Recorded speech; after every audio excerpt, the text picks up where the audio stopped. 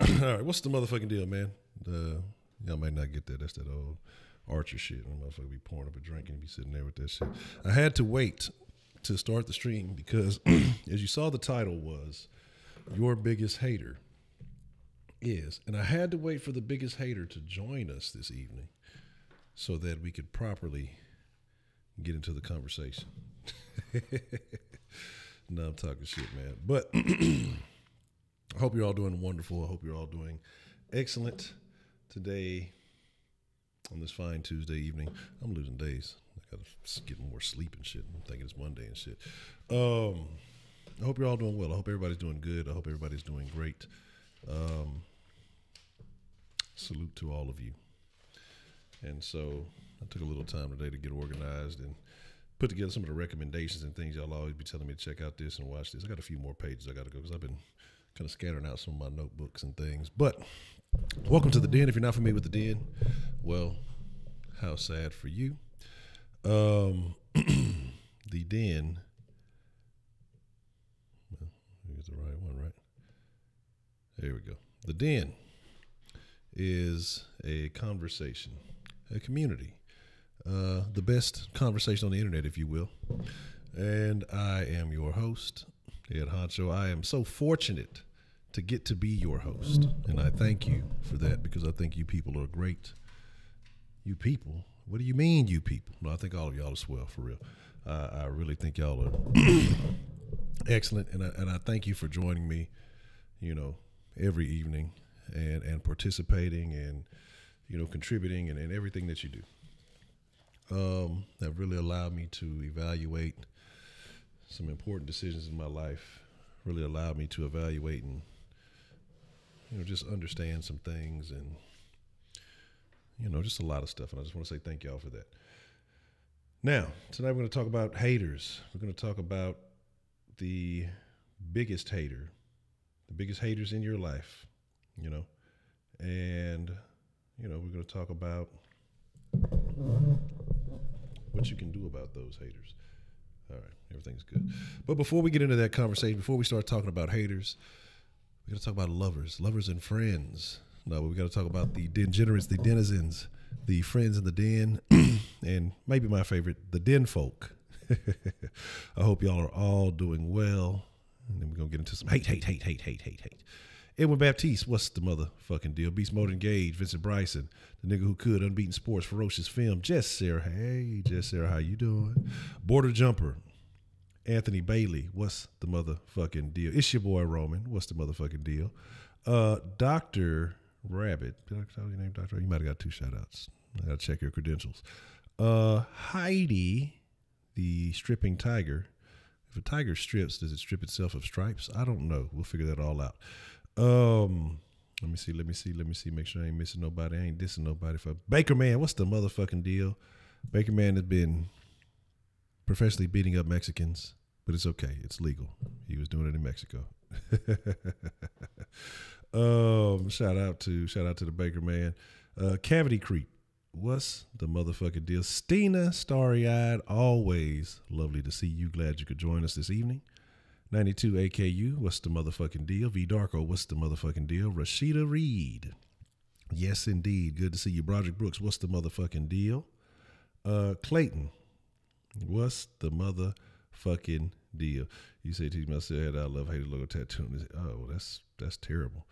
That's terrible. That's a unfortunate time. I wish that on nobody, but I'm glad, you know, you back, and I'm glad all is good. Don't tell me it's back to the shenanigans. It's back on the buffering bullshit again. If it is, we got to figure something out because real bad. All right, we got to figure out what's going on here. Give me a second. Let's see what we got. What we got going on? You say no buffer on your end? Okay, well let me. Because I know last night it was buffering real bad, and I know it was pretty much unwatchable. And I was watching some stuff earlier, and it was buffering for me. So y'all just let me know if it gets to that point again, and we'll figure out the problem. YouTube is my biggest hater. You know, I try to do nothing but love YouTube, but YouTube is my biggest hater. So before we get all the way into it again, like I said, I am your host, Ed Honcho. I'm glad you could join us. Bruce Buffer, he's a hater. What kind of shit is it that by being what? Because who's the other guy? Michael Buffer? Ain't that like his brother? So he gets a job just for being the fake Bruce Buffer. It's on. No, that doesn't work. Make sure you're following the Den on all the proper social medias. Facebook.com/Den Show Live. Twitter and Instagram, same name, different platforms, @Den Show Live. And if you're on Facebook, join the Facebook page or like the Facebook page, and you can join the Facebook group where from time to time we post little shenanigans and things of the sort. So everybody who is a member of the group, I appreciate it. Also, if you ever want to contact the Den, whether we're live or not, you can call in at 1-833-284-3336. There's a lot of threes in that number. Again, that is 1 or 833. I don't think we need one anymore in America. We all got cell phones. 833, the number 2, the Den. If you ever want to call, leave some commentary, text, whatever, you can call and text that number. If you just have an input, some opinions, whatever it may be, or you can email denshowlive@gmail.com, and I will do my best to, check those out and get back with you. So I appreciate everybody who has been, coming through and showing love with their opinion. And again, we still are pushing it to the limit. We got a mission to play our position. So if you want to support the Den, you can donate here, streamlabs.com/The Den Show. I got to do the numbers, but we're doing pretty good. I want to say, what is that? Maybe close to, let me see, that would be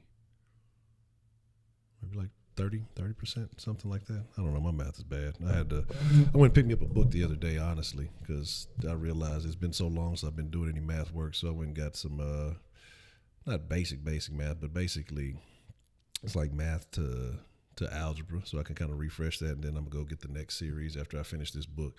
I gotta get back on it. Not that I really need to do any math work, but it's just, why not? Why not have that ability to, engage in some more complex math? But I got to start back at the basics. Just because it's been so long, I want to make sure my foundations are strong. I want to make sure, that I can just, recall all the stuff, especially with the little one. Eventually he's going to have to do math and do things. And if all my dreams come true, maybe I'll be able to homeschool her and get her out of some of these crazy environments that we're in. And I need to be a suitable teacher. Correct. All right. So let's talk about it. Hating. They took the signal from your taxpayer folk and passed it to the hood. That's terrible. So your biggest hater, man. And the reason why I say this is because, yesterday we had the conversation about interracial dating.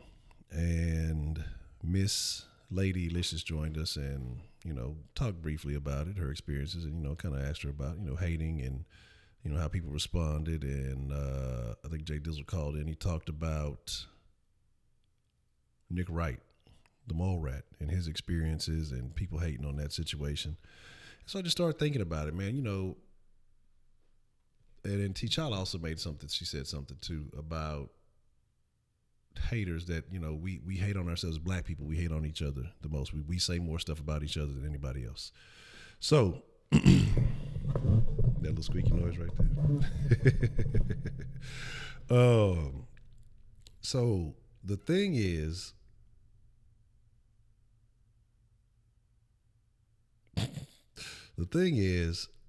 I start thinking about haters and what is it with haters? What fuels a hater? What motivates a hater?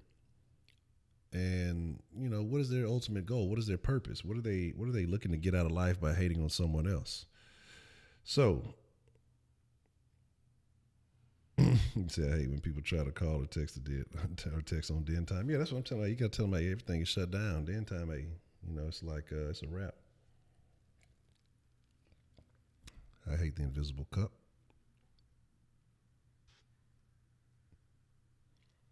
It's magic. So, haters, what fuels them? And let's look at it from different angles. Can people be trained to hate? We talk about self-hate a lot in the black community. And sometimes maybe people don't even realize that they're hating on themselves. I see jealousy. I see envy. Using the galaxy skin.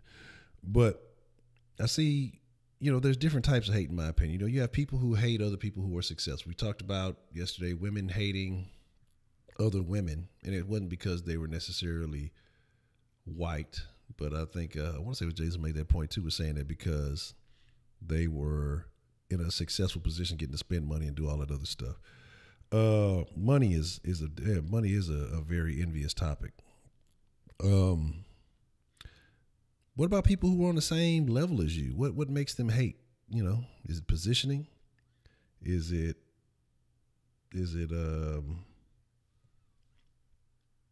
what is it about it? You know what I'm saying? I'll go off because I don't even know. Let me look. Hold on. I ain't even finna look. You probably even sent something on the damn. You can probably send something online. Look, I can't help you with them shenanigans. If you want to engage in those shenanigans, I'm gonna just let you engage in those bad behaviors. But the thing about it is, so you have people who are naturally envious. Yes, you have people who are greedy. Yes, you have people who don't want to see other people doing better than them. But does this start from the environment that people are raised in? Do you think that is a cause for hate? Do you think that is a reason or a real reason why people behave the way that they do? You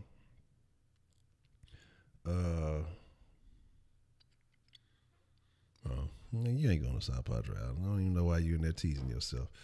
I don't even know why you you just gonna go over there to be an old looky loo. You're gonna be a designated driver if you go. Don't even go. I'm telling you, you over there teasing yourself.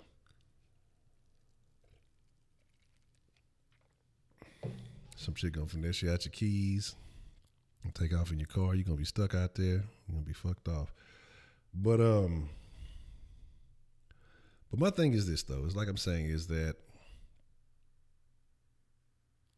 you have to, or can you avoid haters? Crab escaped the but can you escape the haters? Can you prevent haters from being a part of your life? And I really want y'all to think about in your life right now.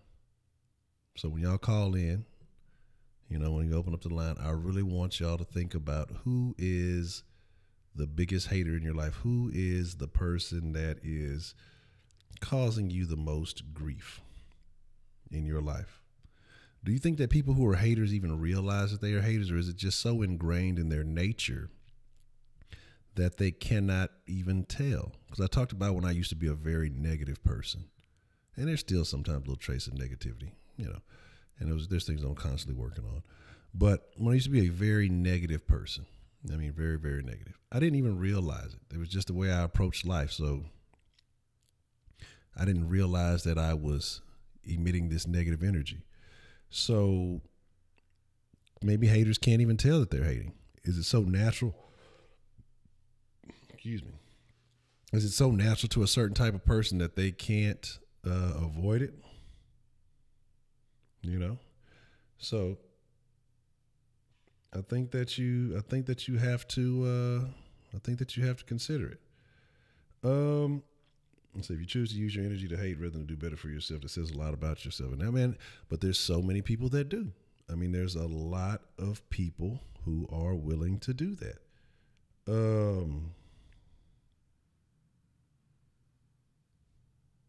That's terrible. Terrible. You're recording people against their will. I don't know.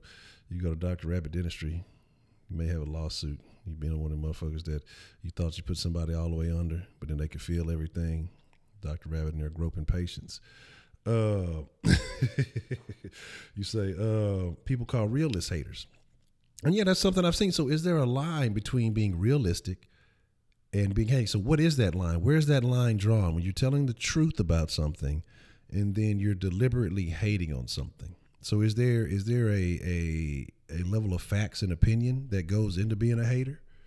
Man, Simply Deep, I am doing well and I have no complaints. Life is good. And when you decide to make life good, you I think you look for the best things. You look for the plus side. You look for the good. I mean, I guess that's the only way to put it. Vania Bryson, you don't call them haters, I call them fans. I use their hate as fuel to create something positive. Okay, that's a very interesting way of looking at it. And so my thing is, are haters really beneficial? I see people who say something similar to that. Haters are my motivators. You know, haters fuel me. You know, anybody who doubts me, I'm going to prove them wrong. You know, I don't know if that was the Jordan thing or not. People say a bunch of shit about Jordan. Half that shit don't even be true. You say, fuck a hater. But should you be mad if someone is hating on you? Because I think there's different levels of hating. I think there's small talk. Oh, you know, this person there, oh, fuck them. They clothes ugly. You know, their breasts stink. You know what I'm saying? They fucking pigeon-toed or whatever. There's a person who can be hating on you, but it's really not having a physical impact on you. You know, and it's just words, and they could be hiding in the corner like, what's that motherfucker? Goddamn. Damn, I can't think of the motherfucker's name. What's the shit? From the Lord of the Rings. Smeagol. In the fucking corner hating like a Smeagol. You know? But then you have people who are close to you. People who are supposed to, you would think would be your supporters. People you think that would cheer for you, root for you, want to see you win. People who claim to be your friends. People who claim to be, well, can't claim, but they are your family. But yet they undermine you. They underestimate you. What about those people? Are they being realist when they say you can't do stuff? Because in their mind, it's realistic that you can't do it, but you go out and you achieve in spite of what they believe. Are they haters or are they realists, or did you really prove them wrong? And what if they are right? What if you try to do something you don't achieve it, even though you gave it your damnedest and you fail? Are they still haters if they were right? I think there's a lot of facts. I mean, a lot of things to consider. Heidi's too busy, you know, running the trails to know leaders because her mind is occupied on the pants per mile index. She's checking out gray sweatpants. Is that a thing in England? Is the stream kind of still doing some of the shenanigans from last night? Let me know. Try to say to myself mostly. I'm sure I have haters though. Yeah, is that the thing? Does everybody have haters? Because sometimes I see people talk about they got haters. Don't nobody know who the fuck they are. Like, does everybody have haters? I mean, there's a lot of questions. We got to get down to this hater science. We got to figure this out this evening. We have to determine parents can hate. Your biggest hater is your mother? Okay. I agree with that. I definitely agree with that. I can definitely attest to some people that I was close to in my life and knowing that their parents hated on them, hated on their success because their parents were, you know, stuck, or they blamed them, or their mother actually wasn't parents. It was their mother blamed them for why the mother wasn't successful. But it's not like I don't like, how the fuck it was the ghost of me, the pre-ghost. I don't know, what would you call that? The spirit of me came to you and said, hey, you have a baby, and then be mad at me like you made that decision to have a kid. And then it's plenty of women I know that do that. They blame their children for them not being successful or able to succeed in life, but it's not the kid's fault that you laid up and in your moment of pleasure or whatever the fuck you were doing that you got pregnant. But it's a lot of women who I've seen blame their kids for their lack of success or their inability to go on and be something. It's a lot of fucking pressure. It's twitching. Is it popping? What's going on? Is pop, lock, and drop it? Let's try to find out what's happening here.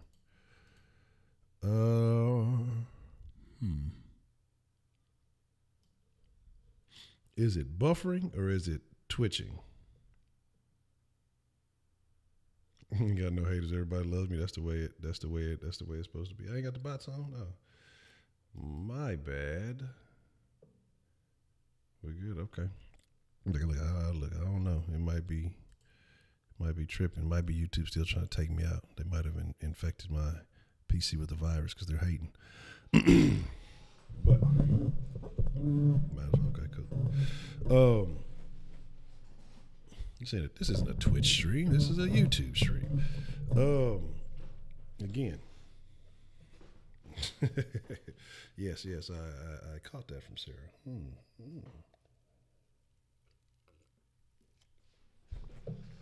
But I think there's a lot of reasons why people hate, and I think there's a lot of reasons why you got to avoid those kind of people because they can be toxic. Because what I don't think people realize is the more you hang around people who are hating, who are undermining, who are underachieving in their own right, they will bring you down. Excuse me.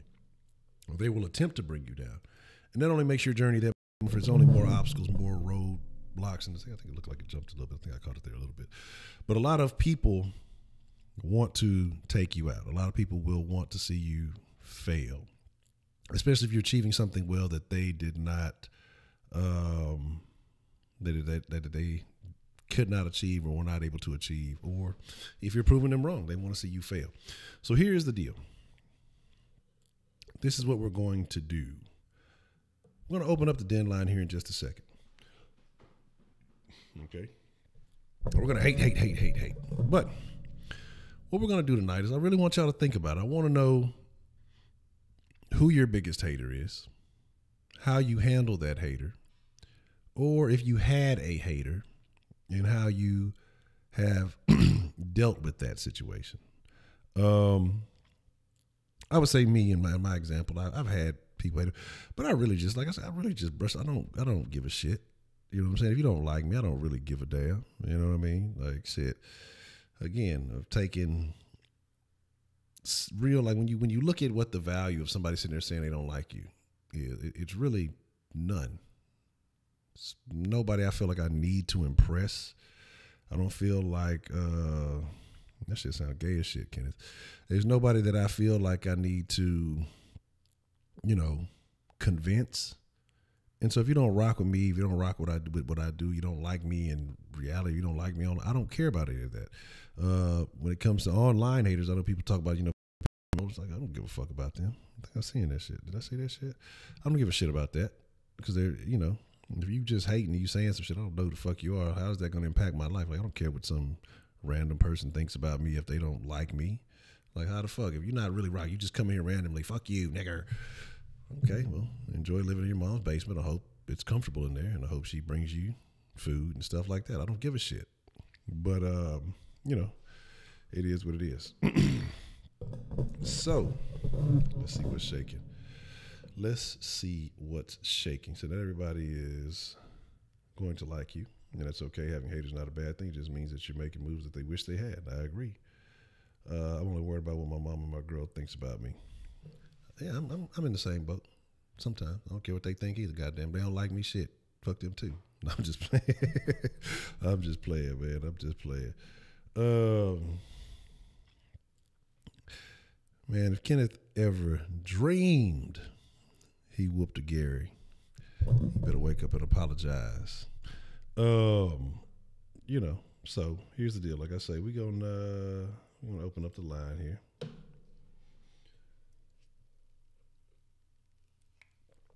And like I said, I want to know how you handle haters. What you think about? Well, I don't think anybody likes haters. Does anybody really like haters? I mean, other than the player hater skit from Dave Chappelle, I think that would be the only time that somebody would actually like a hater, I would assume. Let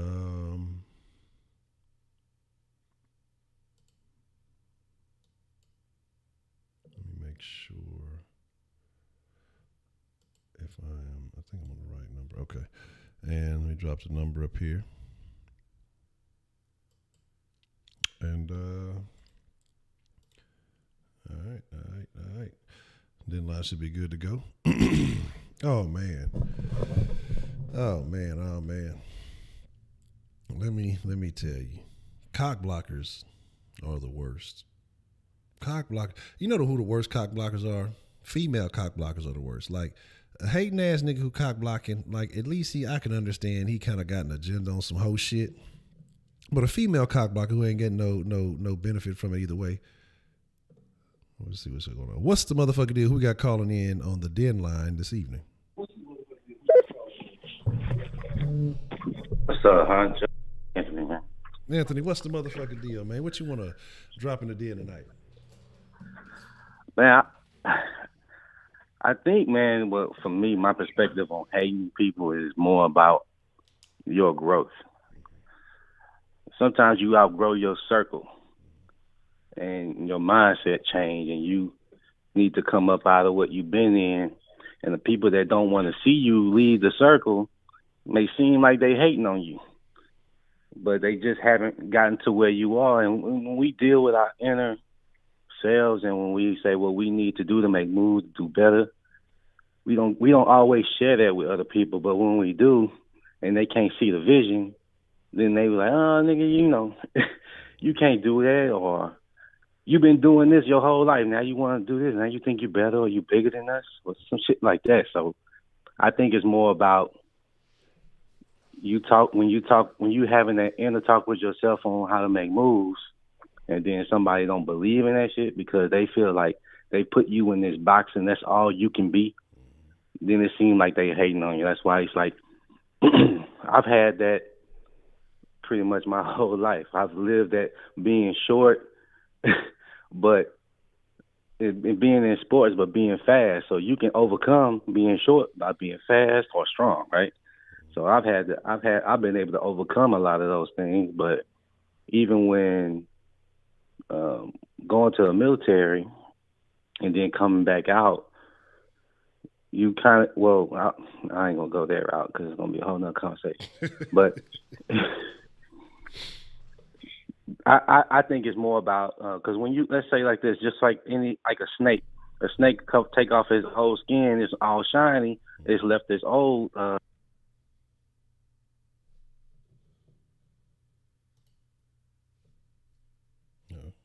Still there? No, I don't know what happened to the call there. Hold on. Let me see what's up. I don't know. It was gonna get up. The snake was shedding the skin, and I don't know. The call went out. Yeah, okay. There you go. Because I heard the snake shed the skin, and then it went out, and then everybody's like, where he went? No, that's my fat ass cheek hitting the mute button. No, I be doing that shit all the time too. What I was saying about the snake shedding the skin, you have old skin. You say, "Hey, I'm outgrowing some of my old ways, so I'm going to shed that skin." But then you come out shining, you got a new fresh skin, and then to them, you think you shining in front of us, you think you better than us. Like, nah, man, I outgrew who I was, so I'm just doing better for myself. It ain't got shit to do with you, but what they do, they see that. What happens is they see you doing better. And it's like that's putting a mirror on them and say, so you still in the same spot? You ain't gonna move forward? You gonna stay right where you at? So you just gonna talk shit. It's easy for you to talk shit than actually do some work and do just as good or better than this person. Yeah. So to me, it's just haters are just lazy, man. Pretty much. Okay. and you need that in your life, I think, too, just so you can know that you are. You can develop, you can progress, you can do better than what you have been. I've lost a lot of friends over shit that where it's like, you know what, man, this was cool, but this shit ain't cool for me no more. I got goals in my life. It's gonna take some sacrifice. I mean, I can't hang out with your ass all the time. I can't go drink with your ass all the time. So I gotta go sacrifice and do shit for me. Do my man shit. It ain't got nothing to do with you. Personally, it's all about me. So if somebody's gonna hate on you instead of congratulate you, then you don't need them in your circle anyway. So that's all I had to say on the subject. Okay, man. I think that's you put it in a very enlightening way, and the way you said it, that you do kind of need those people. It's almost like maybe like a checkpoint. You see where you were when you were hanging with those kind of people. You kind of see. Maybe you can't. You can kind of see it from a external perspective of who you were when you were with those type of cats or with those type of people. And once you've grown and you realize that you've gotten past that, you know that, hey, man, I'm doing better than what I was. So I agree with you, man. Haters are lazy, and it's nothing personal. It's mainly about self. But I think people, when they see you doing it, they do take it personal instead of realizing that you're doing what you got to do to have your best situation. Right, it's like, how dare you leave me behind without my permission and shit. Yeah. Well, that's what's happening, man. AB, as usual, man. That's a solid call, and I think you put that in a very very interesting way. All right, man. I appreciate you. Like I said, man, I had some personal shit to deal with, but I'm definitely gonna hit you up next week. Okay, it's all good, man. You take care of your business, man. All right, man. All right, appreciate it. Man, shout out to AB, man, and I think he worded it well, man, because that is the thing. People will take it personal, and it doesn't even really be about them. What's the motherfucking deal? Who do we have calling into the den this evening? What's going on here, Joe? This is Dr. Rabbit. Hello, Dr. Rabbit. Have you gotten those credentials yet? Yes, sir. I would like to see a copy of those because I'd hate to have to sue you for malpractice because I don't believe that you are really a doctor. But what would you like to drop in the den this evening, Dr. Rabbit? I think I found my biggest hater now. Okay, and what is that? Fucking YouTube, mine. And why is YouTube your biggest hater? So, I was trying to say that I agree with Cavity because he said that he hates people that like kiss ass. And I was trying to type, yeah, man, I hate people that kind of suck your dick, not literally, figuratively. YouTube wouldn't let me type that, so every time I sent it, then immediately it got deleted. Interesting. But don't you kind of agree with that though? Like, you don't really like people that kind of kiss your ass? No, I'm not a big fan of asses. I'd rather somebody give a realistic view, a realistic perspective, because you're not really contributing anything to a situation when you're just kissing ass. If I'm fucking up or if I'm not, performing at the best of my ability, I prefer someone to say, so, hey, Honcho, man, you fucking up, or hey, you could do this a little bit better, or, maybe you should consider doing this or that. And, again, it's up to me to choose whether or not I do so. But if somebody's just continually, stroking your ego, I threw that in there, stroking your ego just to say, hey, yeah, oh, you're doing a great job, man, it's excellent, everything's perfect, everything's good, or you're the greatest. It's not of benefit to anybody to do that. So I agree. Doesn't help you get better. I agree. So do you have a brown noser or an ass kisser? Is that something that you're dealing with? Never had an ass kisser. Well, I mean, I did have one thing. I had a critic of mine, and she pointed out that my handwriting wasn't necessarily good, and she wasn't wrong, because I couldn't even read it myself.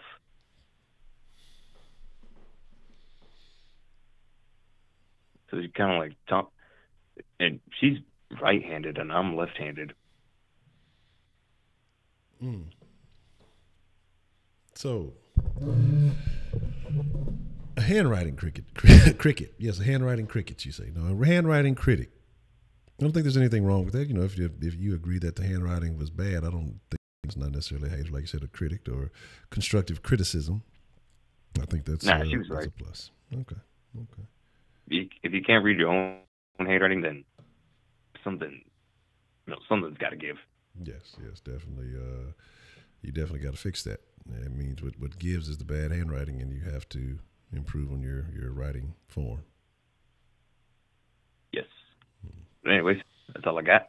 All right. Well, I appreciate the call, Senior Rabbit. All right, man. All right. Allie, what's the motherfucking deal? And I was trying to go back and catch up with some of the chat. Kenneth, nobody's worried about you. If anybody gets within a 5-mile radius, the only thing damaging that you do is a whiff of your fragrant Honduran scent. That's the only danger you put anybody in. Nobody's worried about it. And yes, Heidi is cold-blooded on the young Luke Perry. All right, let's see.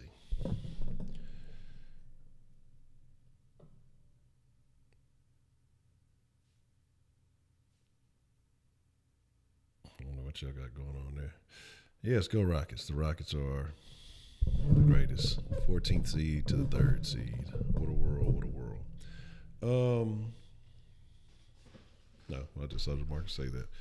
See, Haven Joe's been knocking my door at 8 a.m. on a Saturday. That's why it's like, man, hey, look, don't be doing that. My tea lady at Joe's Witness, you know, look, I don't need her, you know, suffering like that. That's unfortunate. That's bad. You know, we find out what side of town you on. But shit, most of my family are Jehovah's Witnesses, goddamn. What's the motherfucking deal? Who do we have calling into the den this evening? Hey, it's your boy Josh again, man. Josh, what's the motherfucking deal? Who are your haters, Josh? You have haters in your life? I would say some, like, because it's always with the haters, almost like, well, people don't care unless you're really doing something right. If you're not, someone hating on you, then you're not really doing anything. So, I would say last time I really had haters was like, and I don't want to bring back this, and I don't want this moment to be like a high point in my life. I don't want to do better than this, but the classic, prom story, go to prom, end up having the best date than everybody, and then no one wants to talk to you because you shown somebody up. That's pretty much just one example, but other than that, it is what it is. Okay, so you're saying you really haven't had haters since prom? I would say yes, because most of that, since that time, you know, graduation, people go leave, do their own thing. Everybody pretty much want people to succeed. Because one thing I noticed was like, usually going through that high school rank, like everybody wants to be better than one another. But when time came up for everybody to walk across the stage, everybody was just like, "Damn, man, this is it. We barely even see nobody anymore." But in this case, you can pull up and see people, you know, through social media and stuff like that. But it's a situation where like, damn, this is it. So people all of a sudden was just like, hey, good luck with life, good luck with school if you're gonna do that.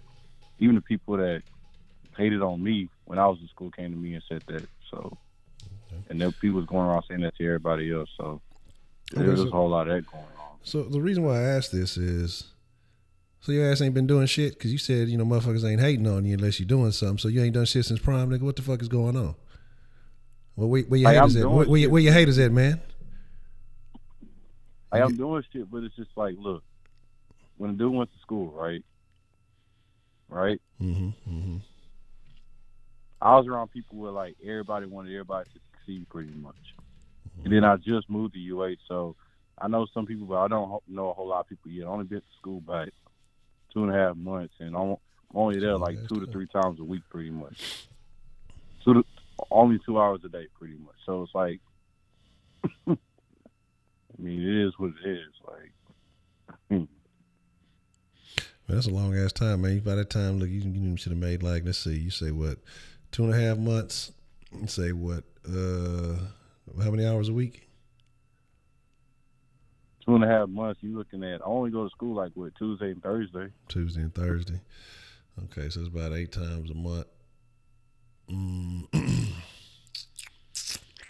Let's see, about 16 times. You know, maybe about 20 or so times you've been to school, man. 20 times, man. Look, you should have made like buku friends. You see me 20 times, you gonna be fucking with me.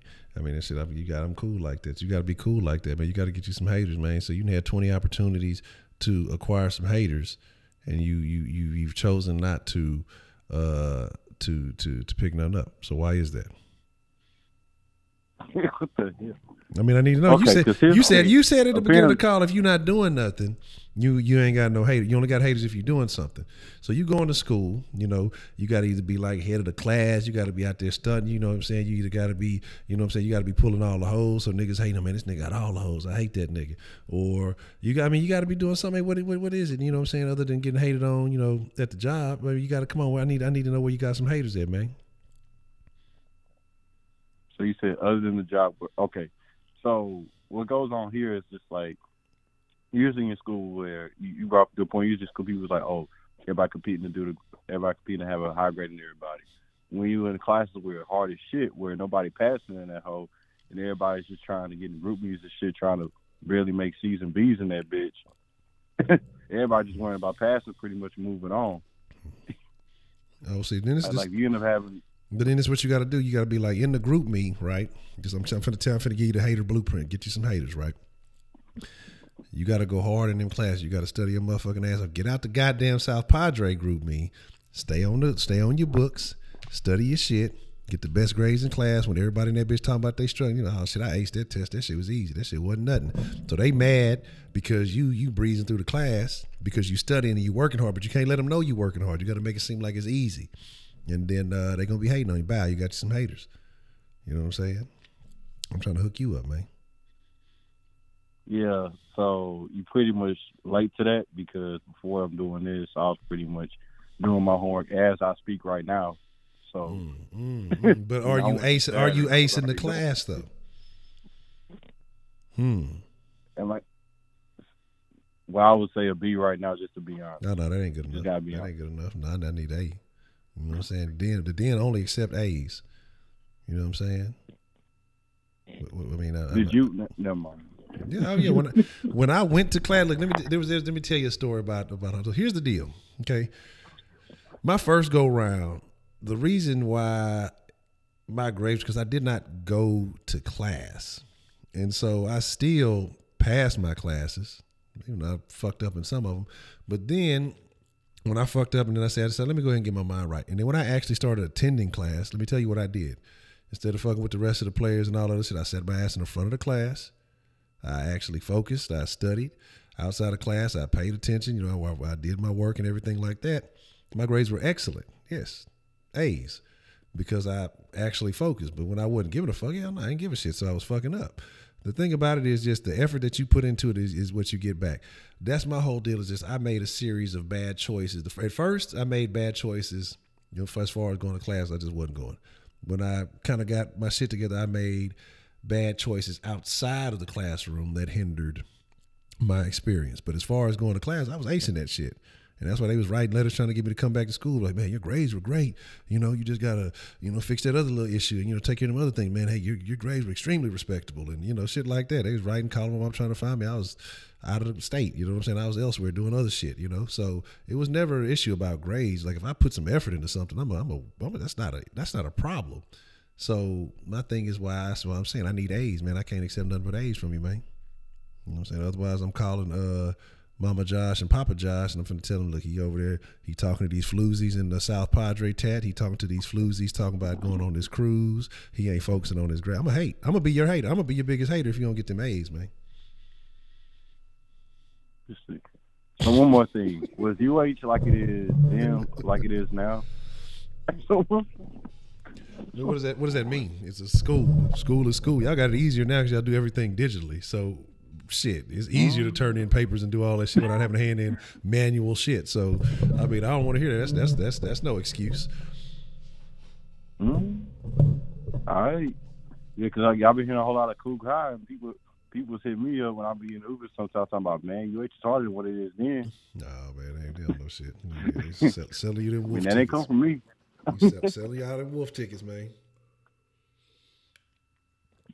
Show I heard some. All right, you show.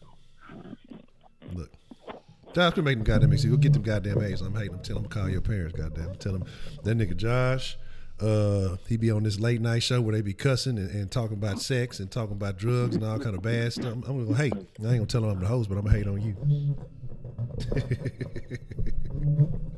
I'm fucking with you, Josh, baby. Well, on that note, you could pretty much say some shit like, oh, I guess, because I don't know if people really did hate on me a little bit, but there was just like this hard ass class that people got out, that I was able to get out of. People didn't like me because of that shit. If you want to go to that extent. Hold on, let me, Josh, I got to call you right back. I got to put the deal on pause for just a second, y'all. Give me just a second. I just made a oopsie. All right, man. Appreciate the call. Oh, man, y'all give me just a second. I just did some shenanigans and tomfoolery. Whew. Un segundo, por favor.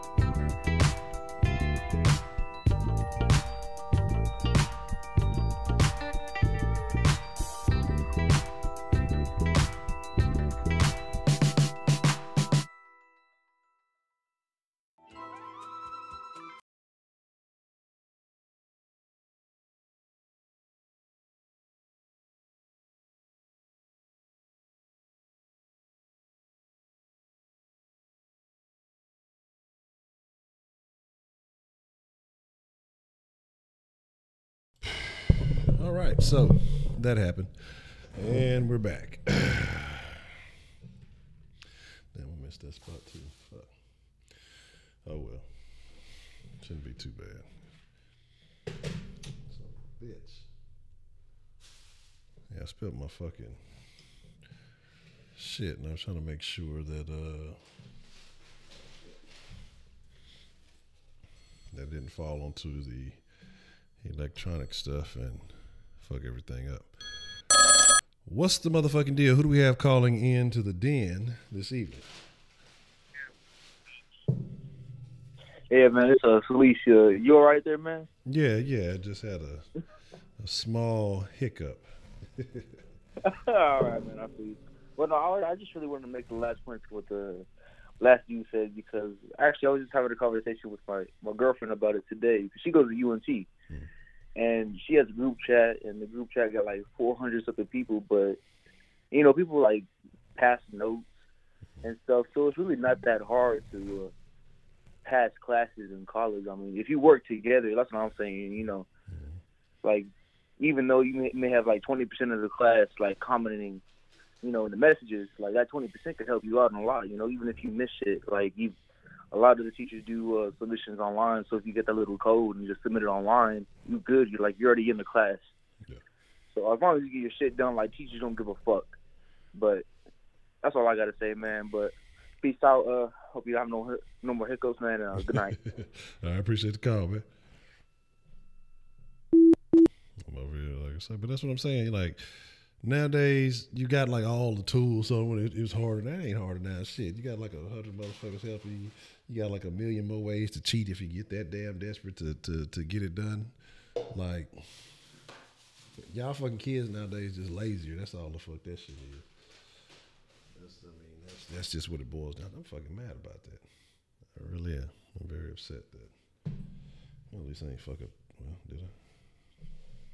Fuck up no paperwork or nothing. I think I did.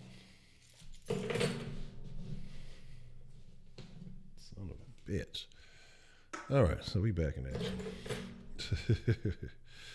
We back in action, man. Hold on one second. All right, let's see what's the deal. What's the motherfucking deal? Who we got calling into the den this evening? Hey, you got finished spilling your sippy cup early? No, this nigga here. Nigga, you pass your classes with your group assistant. I am. Ass. Am I now passing on my classes right now? No. I'm skeptical of the quality of your grades right now. Now I'm filling them all. No, that's terrible. You got to do something about that then, player. Hell no. But anyway, since you want to be awesome, because I want to be awesome, do I have any haters or some shit like that? Mm-hmm. Yes. So pretty much starting off the school year, this is probably my only situation I'm pretty much going to give.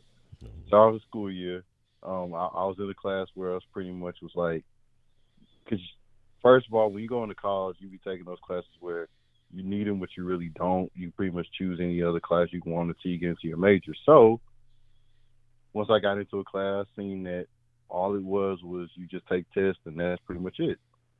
And there's no extra credit, there's no other shit as well. So I really, like, I took the first test, passed it, but, you know, didn't make 100 or some shit.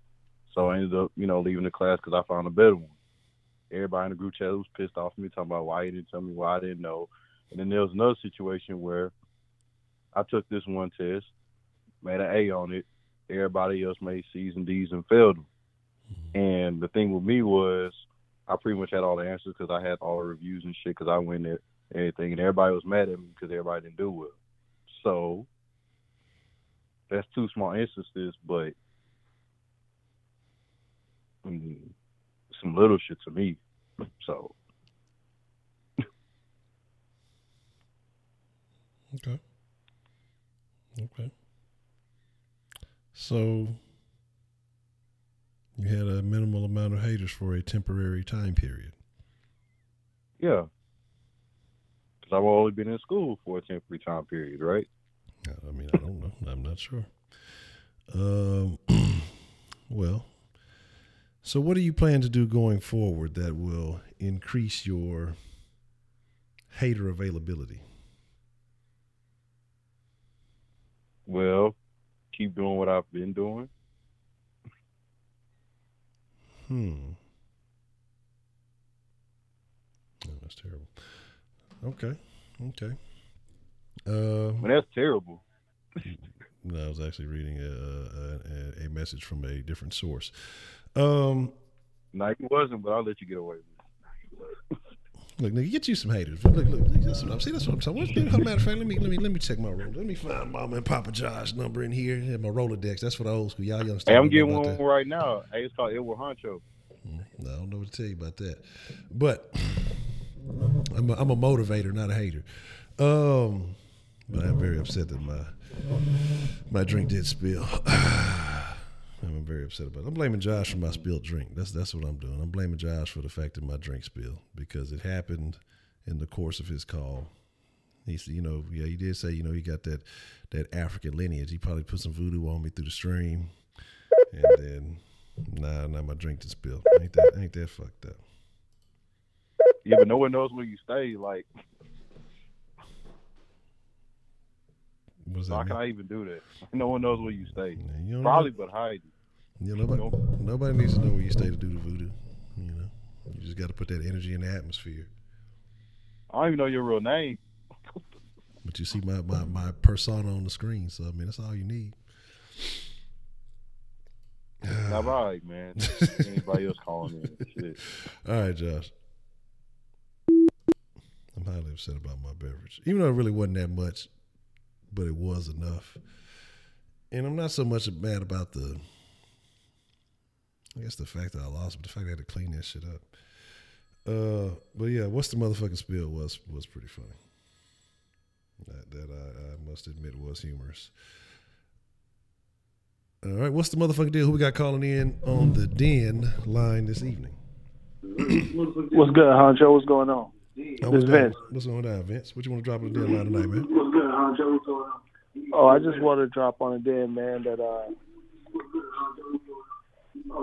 as far as the situation that where people hate on you for all kind of stuff, man. But I'll tell you the situation at my job.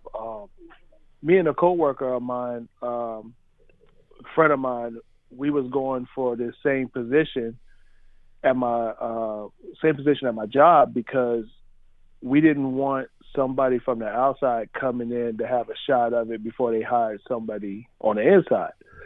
So we had a third guy that we said, hey, man, why don't you throw your name in the hat, so we can keep it in-house. Doesn't matter who get it. We'd prefer somebody in-house of the company get it. And he said, no, I don't want to fuck that shit. I don't want to deal with it, And I said, why not, man? I'm like, oh, fuck this company, whatever. I'm like, okay. So it came down to me and the other coworker, and my other friend, he got the position. So I congratulated him. And his old position opened up, so I jumped in his old spot. And so, but before I jumped in his old spot, I asked the other people around, like, hey, you guys going to jump in this spot? And they was like, no, I'm not interested. And then he was like, oh, fuck this company. I don't like the management. I said, okay. So I jumped in it. And then after that, that's where the hate came. It was like, throwing shots and stuff like that. And I ain't paying him no mind or nothing like that. I was like, dude, you must be a fan because, look, why didn't you throw your name in the hat when you had the opportunity?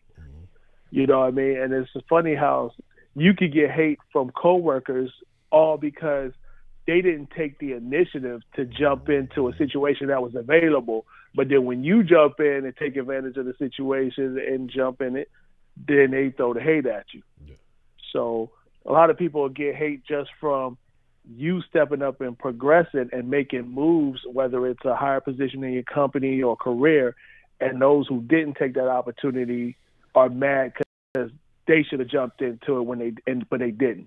So I just wanted to drop that in the chat. Okay. I mean, I agree with you. I've had a couple of experiences like that. It wasn't even nothing major, but it really comes from either, outworking somebody or doing a better job than somebody. They mad, but it's like, well, shit, do better. I mean, that's the only option you got. So I definitely agree with you, man. I appreciate you sharing that with us, Vince. All right, man. Already. Yeah, and that's funny how, and that is the thing. Motherfuckers be mad because you done moved up and done something, and then they start acting funny with you, or they, like you said, start shooting shots. And then it's crazy acting, but it is what it is. But y'all sound more copacetic over there than I would. Y'all sound much more cordial. That's the word I'm looking for than I would be. Asking the opportunity, man, fuck that. I'm trying to seize all opportunity. I ain't asking nobody shit. You gonna tell? Nah, fuck you. I'm going for this job. I ain't telling nobody nothing.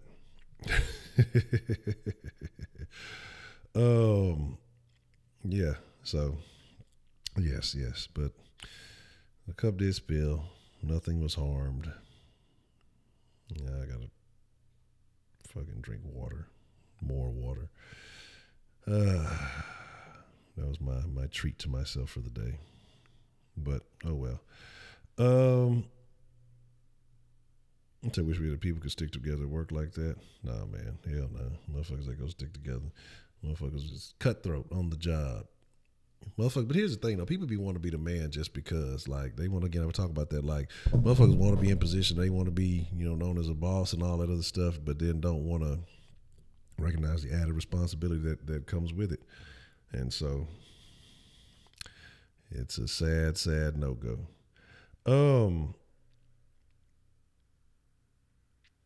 I'm laughing at y'all. But here's the deal. So we're talking about haters, talking about, what causes people to hate on you. And Josh was somewhat right. People have to see you in action. People have to see you doing things. And I think what that does, it causes them to recognize something within themselves, or to maybe try not to recognize something within themselves.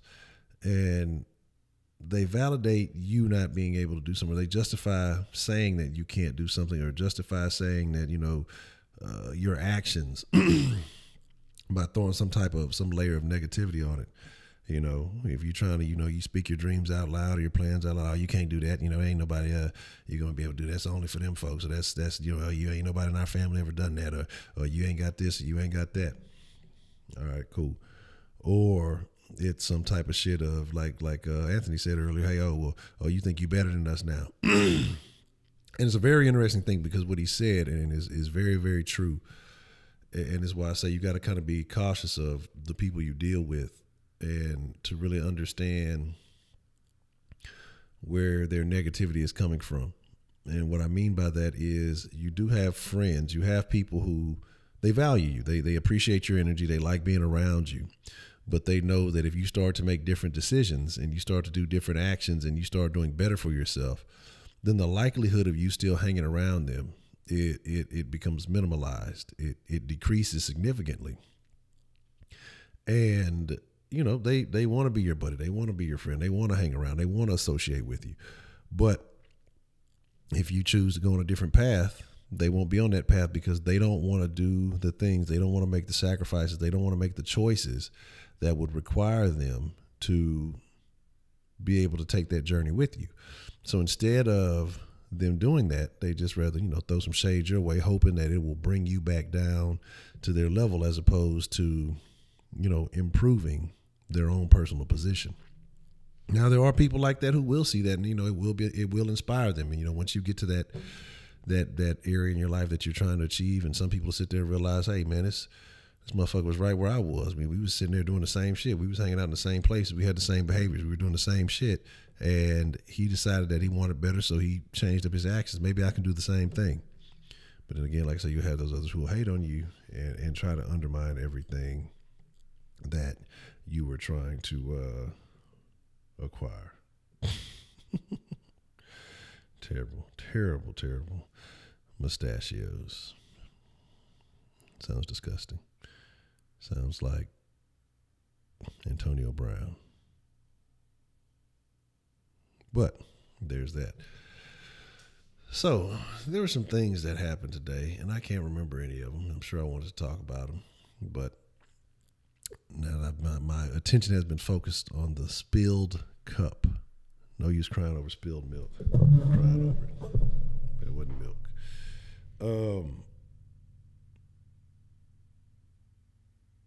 Interesting.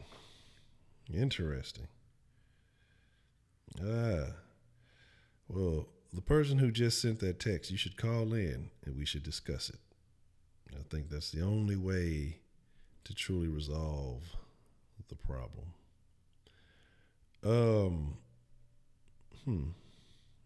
Interesting. Very interesting. But again, like I say, the world is going to be filled with people who are going to hate on you for one reason or another. It could be people that, and it tends to be, your haters tend to be people who are usually in your proximity, because I look at like the Den, I look at Saw Sports, okay, and 99.9% of the support, the viewership, and everything else involved with that is from complete strangers,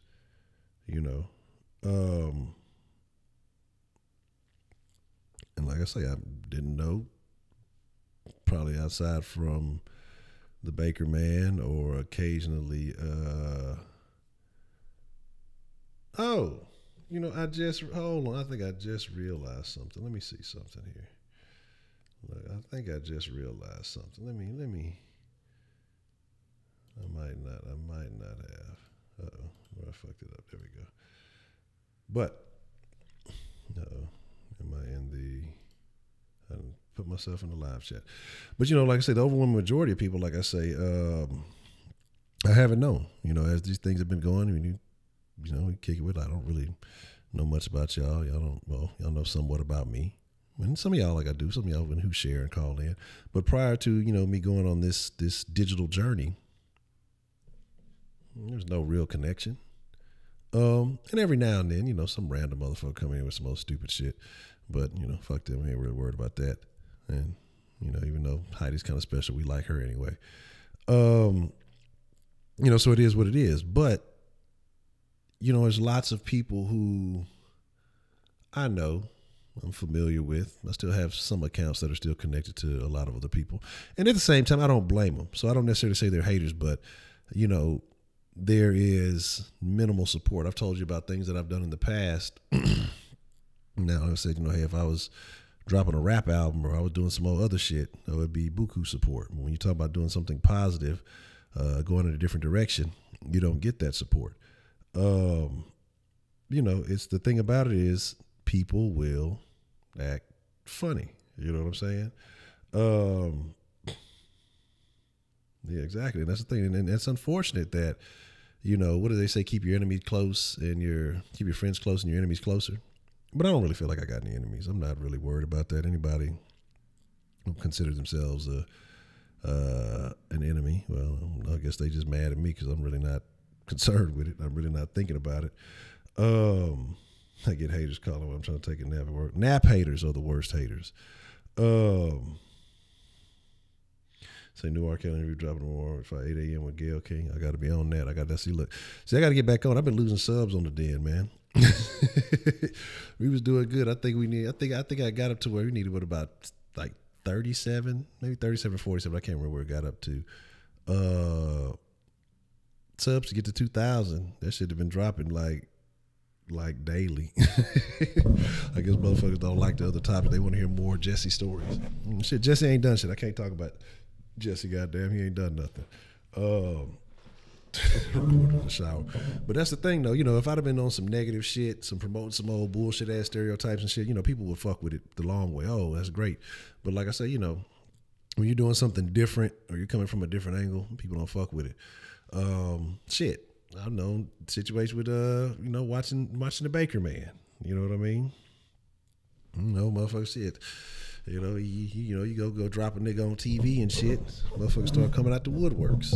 But it is what it is. I've always kept my enemies close, very close, never revealed a hater when I caught some hater. And yeah, and I'm like that too, though, honestly.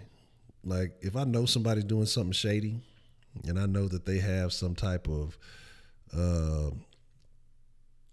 inauthentic behavior, it is what it is. I'm gonna be aware of it, but I'm never gonna change my demeanor. Unless it poses a direct physical threat, then for what? It's you hating. That shit don't mean nothing to me. As long as you're not really trying to, like I say, impose or block something that I'm trying to do. And again, like we're talking about physical, you're going and You know, it's at the job, you lying on me or something, and, you know, ruining my credibility in a certain situation, or trying to undermine my credibility in a certain situation. I said, hey, man, fuck him. I don't give a fuck.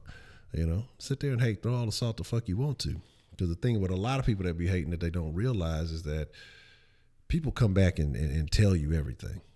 And my deal is I'm not going to say anything on any platform, any place, anybody, that I'm not going to tell you to your face. And I'm not going to be excited. I'm not going to be all that. I'm saying, yeah, I said that shit and this is why. And and it's the truth. And if you don't like it, hey, well, fuck you. You know what I'm saying? Like, I don't have a problem with that. You know, but it's just like I say, you know, it is what it is. If you did the shit and you did it, then, you know, it is what it is. You know, and again, how's the mixtape gonna be fire if you're recording it underwater? You know, that's like some scientific shit. You know what I'm saying, player? I'm trying to figure that shit out. But that's really what it is, and that's what I'm saying, man. Like, all the shenanigans and nonsense, man, I'm not really with that. And the thing is, yeah, I talk a lot of shit. I do talk shit. I might be throwing some salt sometimes, but usually that's just for the sake of conversation.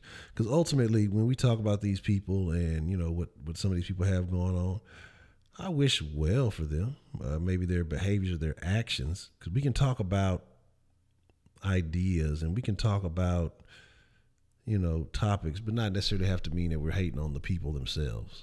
And so maybe that's the angle I need to express better, is that it's the people's actions, it's the ideas, it's maybe not the people themselves that I don't like. But like I say with Jesse, I don't know him, I don't really hate the dude, but his actions were fucking stupid, you know, and what he did was bullshit.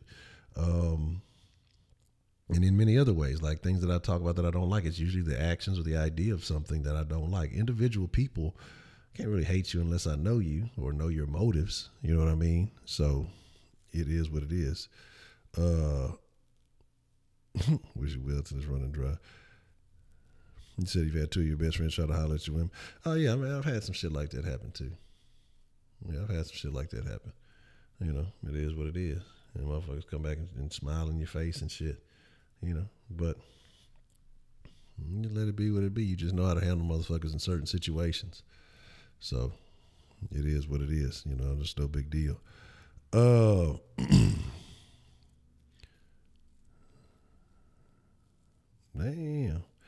But my thing is, though, you know, again, people are mixtape gonna have a drip. Yeah. But again, like I say, man, you know, just people are people. And again, like I say, I don't even fault people, because it's the world we live in. And some people are weak-minded. Some people can't help their behaviors. And you can, but some people are just weak and they won't. You know, I have my areas in which I'm weak and that I have to steadily, you know, focus on improving. And so when I look at myself and I look at my own faults, and so that's why I say I don't blame people for what they do. I try not to hold people, I try not to hold nothing against anybody.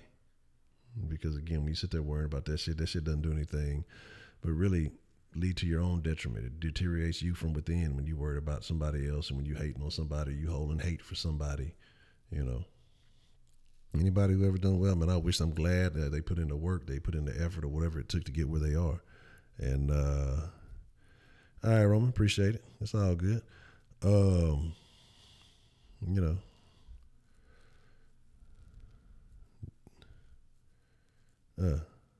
Damn, yeah, that's cold blood. Like I said, yeah, man, might have took a problem off your hand, you know. But that's how some dudes. That's what I don't understand too. Some dudes are like that. That's something I've never understood, and that's something I've never been with. Is the old run behind ass nigga, and that's why I say it's what I wonder with some of these celebrities and things too, because they run behind these chicks that you know some other celebrity done had. Especially if this motherfucker's an athlete or a singer or something. These motherfuckers be on tour on the road all the time. Like, so you know they dirty dicking everything they get a chance to hit. And then, you know, you running after something they gal for a couple of months and then did who knows what with, and then she done been with this athlete, this celebrity, this athlete, this celebrity, this person. But yet these niggas continually running after these, bro. Like, what is it like? That's why I say niggas are like females too. Like, you know, motherfuckers always talking about females chasing after these celebrities, after the R. Kellys and you know, whatever singers. But niggas is like that too. They see some old famous ass broad, and which is no different than anybody else. It's like no man, you know, whatever celebrity status isn't any different from any other man. You just have, you know, attention, the ability, choices.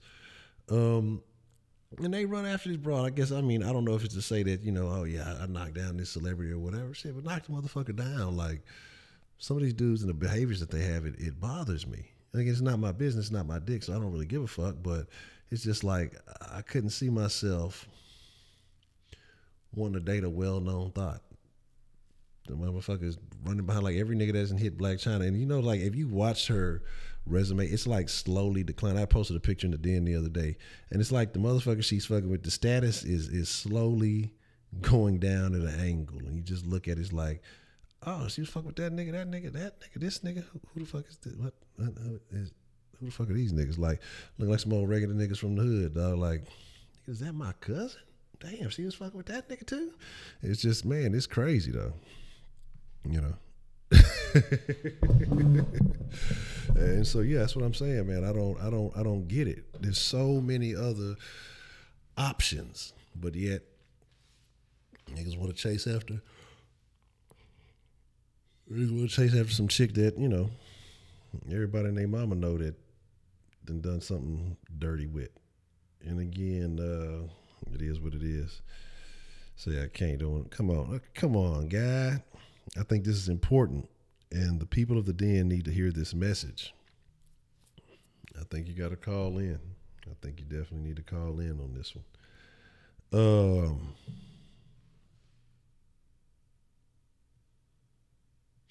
Yeah, that's understandable. Yeah, because like I say, it's all good. You know, ain't no fun if the homie can't have none. But yeah, then there would always be, you know, there's chicks that you take a little bit serious, and then when niggas be, man, look, you know, it is what it is. Like I say, you know, niggas gonna be niggas, but it's good to know, you know, who it is, what it is, and who you can hang around, certain situations, certain scenarios. But you definitely gotta. She pimping herself for $50K for 2 weeks for rappers to gain clout. That's terrible. Are niggas really gaining clout or getting the clap? Like, what is going on, man? Damn. Yeah, and that's what I'm saying though. It's a lot of motherfuckers. It's a lot of interesting situations that take place. But, you know, for me, it's only been few and far between, like, of chicks that I've ever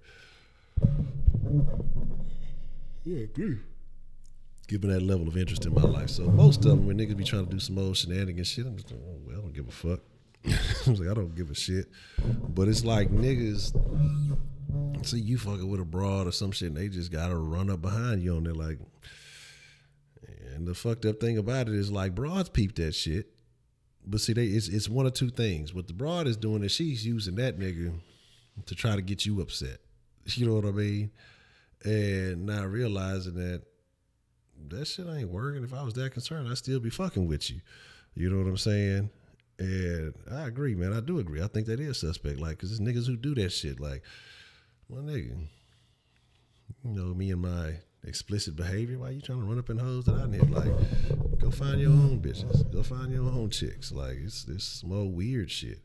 But, and I agree, though. It used to be chicks that was like, let's be real, it's community property. Like, it was what it was. They was with the shit, you know. But then niggas, you know, again, it is what it is. There's been niggas, man, that I done put on the chicks and you know, they down bad because ain't nobody. Like, man, it's so much awkward ass shit out there. Like, men and their behaviors it's questionable. I understand why women have issues, but I just can't side with y'all. Goddamn, I can't turn against my niggas. But I definitely understand it. You know what I'm saying? Like, you know, motherfuckers cannot be trusted. But, you know, man, just they really do be out there wilding out, because you just see this is like, my nigga, I don't know. Maybe just motherfuckers is built different. I guess that is what it is. Like, motherfuckers is built different. Yeah, like, niggas want to know what you had, like what you. And the thing is, it'd be funny because shit. My thing is this, like, in reality, like, how does this man's mind? Because you got to be sitting there thinking the whole time, especially if it's abroad that you've been fucking with. Say you are successful, and you know that I've been dogging this motherfucker out, or whatever else it is. Like, what are you in competition with me? Like, you know, a motherfucker got to be in there trying to bring your name up and shit. Like, it's just a whole weird. It's like to me. That's why I say I just find that shit odd. Like, I don't fuck that, man. Like, fuck that whole weird ass shit. You know what I mean? Like that's not what it is. Like, but niggas be with that shit. Niggas want to run up after motherfuckers. Like, I don't give a shit. Like, I'm telling you, like, it's like, come on, man. Like, you know, like, it's not, look, it ain't a secret. Niggas know you was fucking with this Broadway, but then the nigga chasing after, oh, you used to, I hate when niggas be, oh, you was fucking with such and such, so, you know, whoop-de-whoop. What does that get you? Like, how does that get you brownie points? Like, how does that get you in the door? And if it does get in the door, how weak are you? Like, how weak is that? That's that old, that shit right there. That's that hating shit I hate. That's that real hating shit. A motherfucker ain't got no game. Well, you let such and such fuck, so you know what's up. I'm like, nigga, you lame in the motherfucker though. But it's just like, how you, I mean, come on, it's like, and that's why I feel I agree with you. Some suspect ass niggas, they really want to fucking, like, why does a nigga, especially when this didn't happen more than once, like I said, like in Broad's situation, he talking about he got a partner, you know, where he done ran up behind a couple. That ain't even about them chicks. That's about some type of personal issue a nigga got with you or something. You know what I'm saying? Like, that's why I say that shit is weird, man. That shit is really, really weird. Like, nigga, you got it's a 100 hoes in this vicinity, but you trying to chase after either something I used to fuck with or something I'm fucking with low key or whatever else it is, man. You know what I'm saying? You know what I'm saying? So they said used to fuck with such and such niggas. Man, I fucked the same bitch such and such at the game club. Man, that's what I'm saying. That's all weird shit too. That's some weird shit too. Fucking with a bitch to gain clout, like, that's, I don't know. I guess it's a thing. I guess it's a thing. But the thing is just like, man, look, I don't want no, especially if I know the nigga, man, hell no, I know how you been. I don't want shit you done had. It's like, that's a specific. It's been motherfuckers like, I know for a fact that you fuck with that. I don't want to fuck with you. I know that nigga and his behavior. Trust me. I see the shit that he done been into and he didn't fuck with. I'm cool on that. You know what I'm saying? Like, it's been situations with bros with niggas out there like, nah, I'm cool. We can be buddies. Like, I ain't trying to fuck with you. Like, I don't care what none of that shit was. You know what I'm saying? Like, I don't care what you feeling. Look, it's nothing to turn down some pussy. Like, don't trust me. That's not a thing. You know what I'm saying? But motherfuckers be, look, I'm cool. You know, it's like, look, I'm gonna start using that reverse game. Yeah, you fuck with such, I ain't fucking with you. You know, you don't be trying to make the broad feel bad or nothing like that, but you know, you just be like, man, nah, I'm cool. You know, it's good. You start pushing that shit into the friend zone, or you start swaying that shit. Like, I'm good on that. You know what I'm saying? I'm real cool on that. You know, and that shit didn't happen a couple of times. So it is what it is. It is what it is. It's like, yeah, I might have used to fuck with you, but you start fucking with you know who. And that's what I'm not going to do. So, I know for a fact, because, yeah, I'm cool.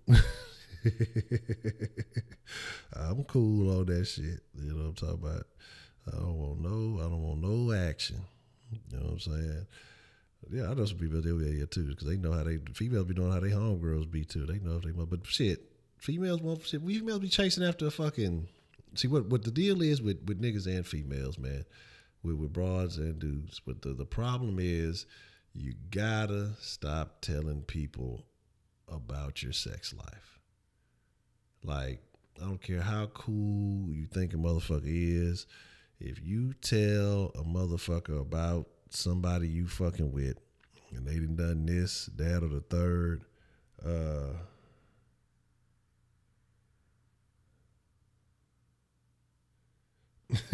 do it would it be at 11? And man, I keep forgetting because I'll be like I'm finna make a note. I'm finna put it on the board to make sure I talk about it in the next stream. But yeah, man, my thing is like if you fucking with If you fucking with somebody, don't tell. I don't care how close your partner is. I don't care. Don't tell nobody shit. You feel me? Don't tell nobody shit. Because motherfuckers will be behind your back trying to fucking holler at okay, I got you. That's a bit. I'll shoot it to you. Excuse me. I'll shoot it to you here in a bit. But you can't tell nobody nothing, man. Because people, like I said, I don't understand the behavior. It's an odd behavior. It's an odd way of people operating. But like I say, people do that shit, man. All right, Vince, man, appreciate you coming through. Yeah, and so I just, like I say, I don't say too much. You fuck with somebody? Oh, you fuck with such? Nah, I don't know what you talking about. When you hit that, nah, I'm not me. Yeah, you say it's a river, they gonna be like, oh, it can't be that bad, man. Come on, man. These motherfuckers gonna want to know some shit. Oh, you got jokes, Heidi. I'm not amused at your jokes. With your damn, I can't even say. I can't even remember what the fuck her name is. Damn it. Your Schumer-esque jokes. I'm not amused. But yeah, and so that's why I say, man, we live in a crazy world. People will hate on you, and again, and that's why I say that's not just a verbal hate. That's like a physical situation of hate, where motherfuckers try to hate and go, interfere with a situation that you've been a part of, man. Yeah. Well, that's what it is. Yeah, exactly. And you got to, because, man, you can't tell a nigga. Nothing. Nigga will go out of his way, set some shit up to look like a accidental situation. Like, I mean, I'm telling you, like, I understand. 'Cause like I say, I know niggas do some off the wall shit. And it's just certain behavior. Like, I just don't comprehend. I don't understand. I guess, like I say, I guess if you want something bad enough, you gonna talk yourself into finding a way to do it, but it's just like, it ain't no way, man. Like, ain't no pussy that important. Like, and then you gotta think about that too. If it's a chick that your partner used to fuck with and she throwing it at you for a reason. Because like I said, again, it's not even about you. It's about trying to get back at somebody else, or trying to get back at, and it's not about you getting the pussy thrown at it, but it's probably about getting at your partner or whatever. Like, it's a lot of shit that you just got to keep out of business. Well, Sarah, sometimes, guys in that locker room talk. Sometimes you just got to grab them by the pussy, and you got to tell somebody about it. They'll let you do whatever you want. But the thing about it is just, man, sometimes these conversations, they come up, but niggas got to realize, like, what you do and what you do not talk about. Because niggas will go trying to find out. Beware the man eats chicks. Watch out now, she'll chew you up. Oh, here she comes. Oh yeah, definitely. Small town. Oh yeah, everybody know all your business. That's why you try to fuck with somebody from next town over. You think you being slick.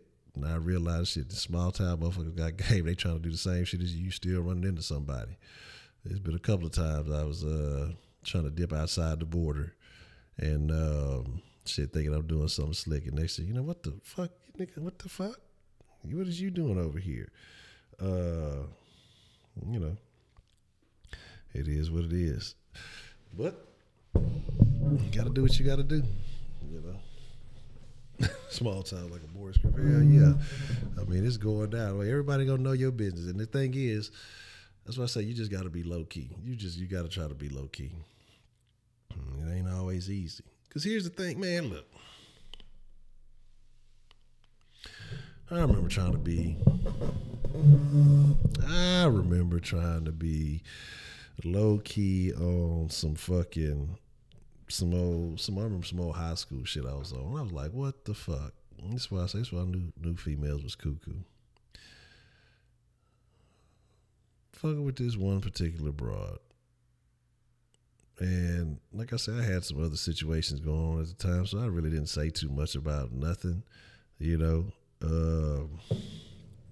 keep my business on the low. I might be, passing 2 or 3 of these chicks in the hall, or some of them may know about some of them, but the other ones might not know about this one. It was levels to the shit. Man, why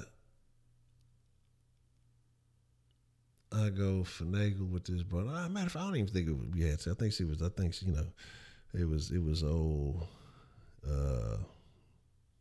oral situation. I don't even think it was like we really had sex. I can't remember. It might have, might not have.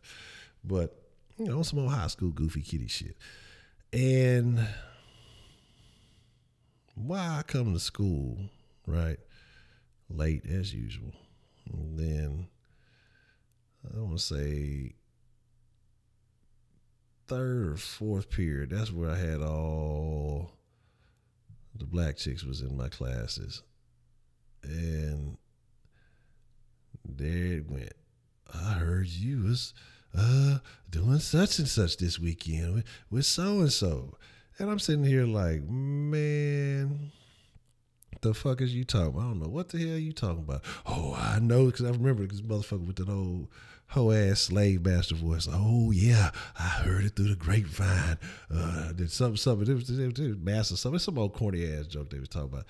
And I'm like, man, this goofy ass bitch that fucking sat here and told everybody basically what you did, because you ain't getting nothing out of it. But if you think that's helping benefit you, I'm just like, whatever. I mean, my thing is, I'm denying. I'm denying. Look, you ain't got no proof of that. Y'all lying on me. I'm a good Christian man. I don't do those kind of things. And yeah, that's what it was. She had some whole ass slave was. It was like some, I forgot. Because the voice won't get. I can't remember exactly what she said, but I just remember the fucking voice because she was behind me in the fucking class. And fucking with me, yeah, such and such told me that something just to do the great something she said. I can't remember the word, but I was like, this motherfucker. So, man, look, after school, so I come in, like, man, what the fuck is you telling? Because I'm not going to talk to the motherfucker at school, like I say, because then that makes it obvious. So I'm like, why are you telling everybody? I didn't tell anybody. It must have been you. I'm like, bitch, if you don't shut your stupid ass up. Like, what the fuck? I don't tell nobody shit. Like, my business is my business.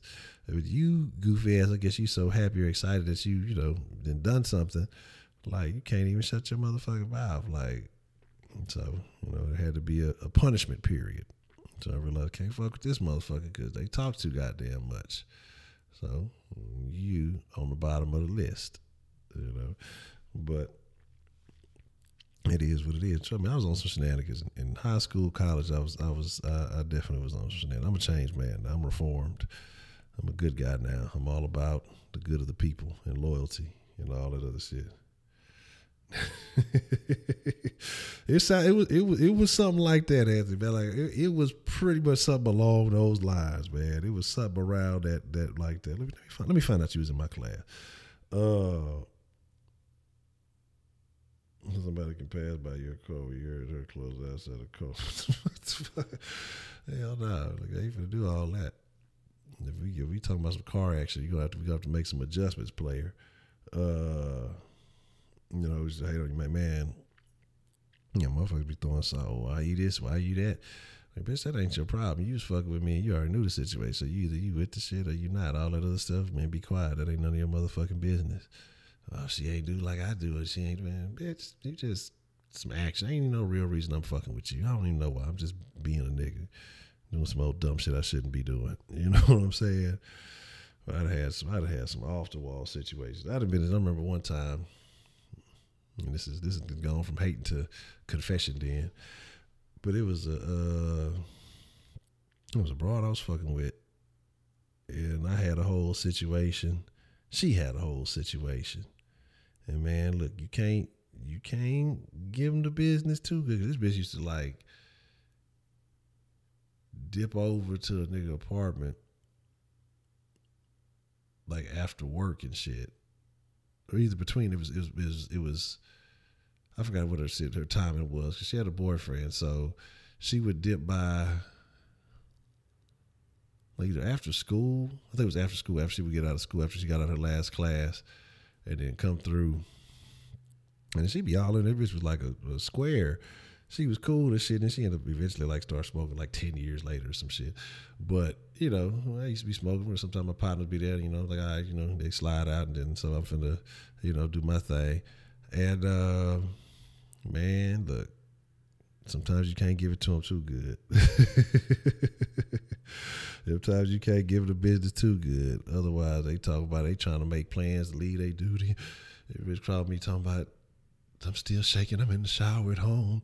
I got to go see him and all this other shit. And, you know, just don't call me. Then go focus on your business. I ain't got shit to do with that. Like, okay, I'm glad you enjoyed yourself. It was cool for me, too. Nothing spectacular, but it was all good. I'm glad you enjoyed it. You know, go do what you got to do. You know what I'm talking about? It'll be on some whole ass shit. Oh, I've been holding out from him because you don't do me. Like, oh, okay, that's cool. Like, that's not about, I don't care about what y'all got going on because I'm not holding shit out. I'm still being a damn dog. I'm all over the place. You know what I'm saying?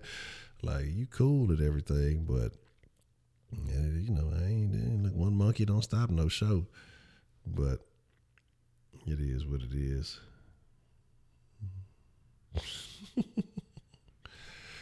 But, yeah, so I don't know. I just think about all the fucking tomfoolery I was into. Just dumb shit. Dumb shit. But I was fucking at that bitch for a long time. Don't know why. Don't know why. Matter of fact, yeah, I was fucking with her until I think motherfucking me. I don't know if she ended up getting pregnant or something when I stopped fucking with her. I forgot what happened. But yeah, there's some very it was a couple of interesting situations that happened with that chick. Man. Old R. Kelly trapped in a closet situation. That shit was hilarious. Like yo, yeah, the little dollar store phone was legit. Like, you get a new number anytime you needed one. You know, yeah. That's what I'm saying. Like, look, it's cool. Look, I don't need that thinking about you phone call shit. I don't need none of that shit. Look, I'm thinking about this blunt I'm finna smoke once this is over with. You know what I'm saying? You want to hit this shit now? She'd be over there on the floor looking like a little buddy. I don't want to smell like weed. Well, I'm finna smoke, so I'm finna hit this shit. And, you know, when we done, we can make it do what it do. But I don't know what it's going to do to me. And then next, like I say, because I started fucking with her for a while and end up fucking with her again. I don't know how I be off and on finding motherfuckers again, like being lost the number and shit and unfinished business. Man, the trapped in the closet story, I'm gonna say that for I'll say that for the next Sunday night confessions. So make sure y'all there, and I'll share the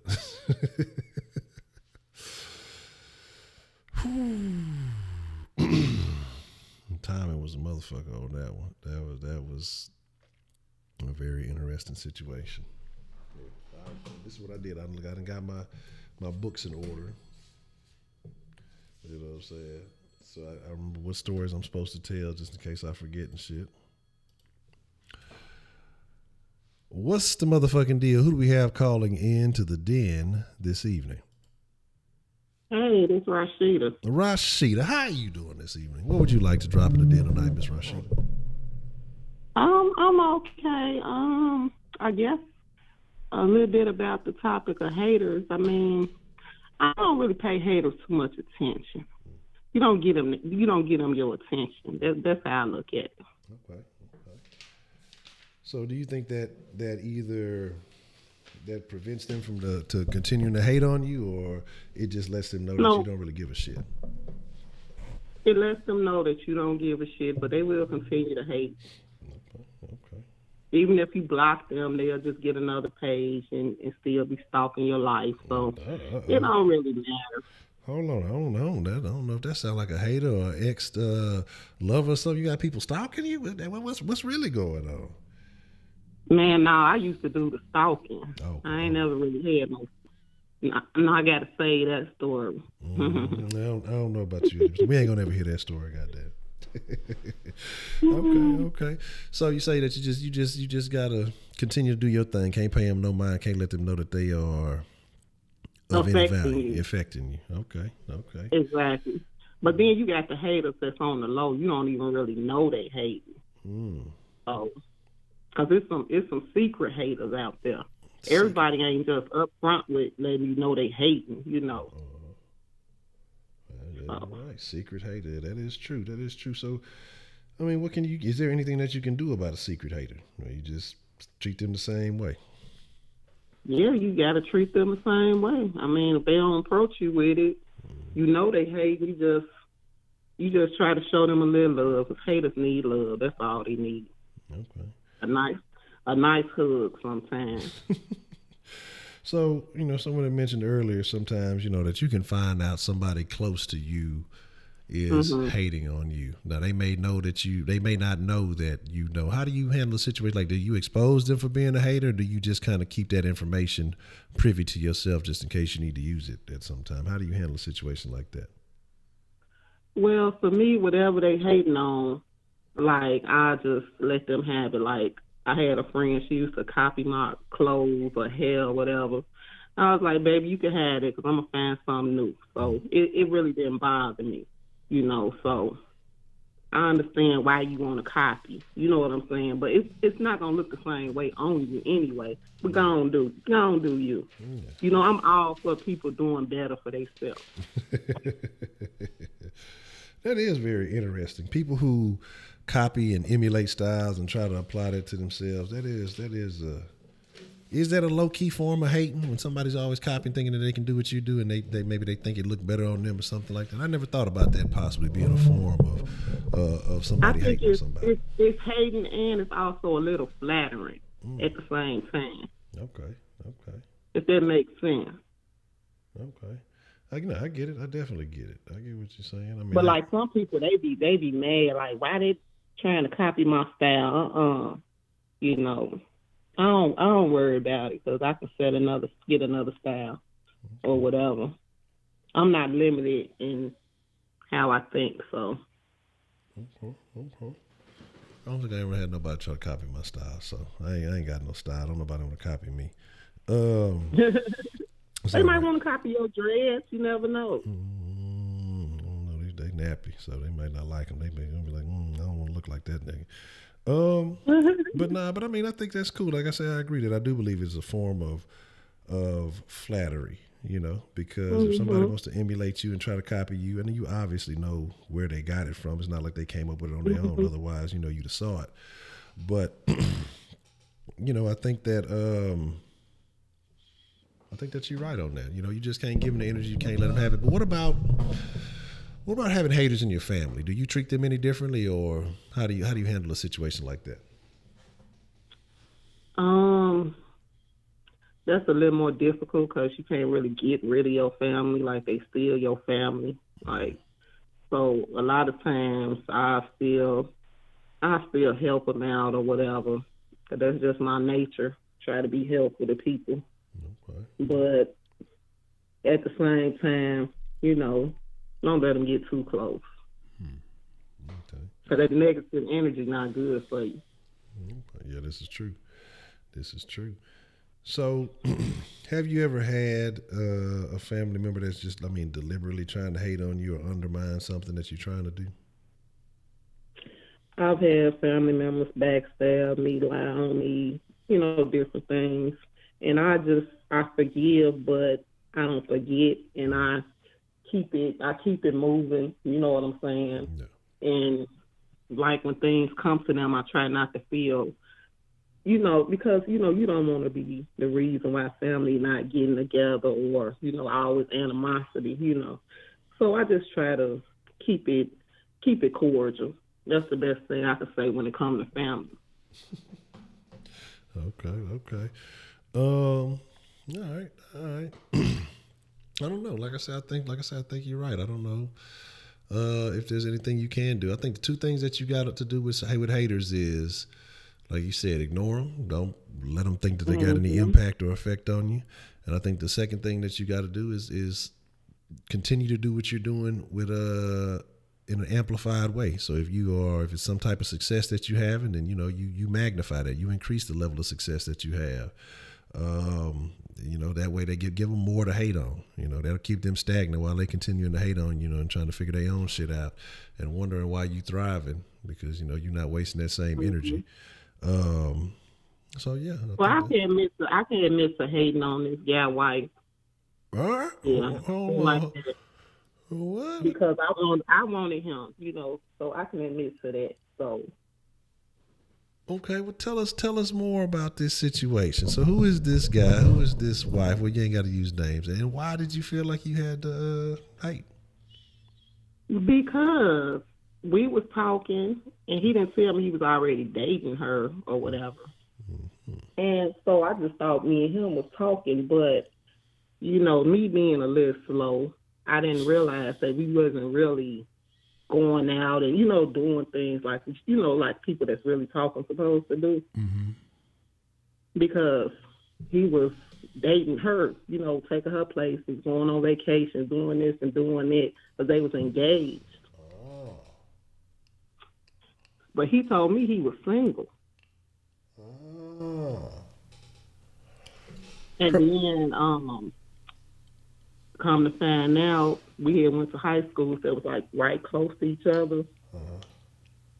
So I don't know. I just feel like we just had a lot in common, and so I hadn't heard from him in like 2 weeks, and his page had got deactivated on Facebook, and then I pop up one day, look on his page, and I see his wedding picture. I said, what? See, I'm getting off topic now. I know y'all don't want to hear that. No. Look, the eyes got big. We trying to figure out what's happening. We trying to figure out what's going on. You popped up with the Insta marriage, and you was on it. Well, you ain't even get an invite. What kind of shit is that? Exactly. They tell me they had a big wedding. The one like no courthouse wedding, big old nice wedding. Then they went on the honeymoon to Jamaica. No, hell no. Not Jamaica. And then I noticed all the other pictures but I had never seen her on his Facebook before. So it was from around the time where y'all were talking. Mm-hmm. Okay. And I wanted to inbox her and tell her, but I said, no, because that kind of would be hating, hating on her happiness. Because she looks so happy. So, that's an interesting situation because I think a lot of people go through situations like that. You're not being honest about, a particular relationship situation, your status, and so, you're doing something illicit behavior. He put me in a situation because he had me up at his job.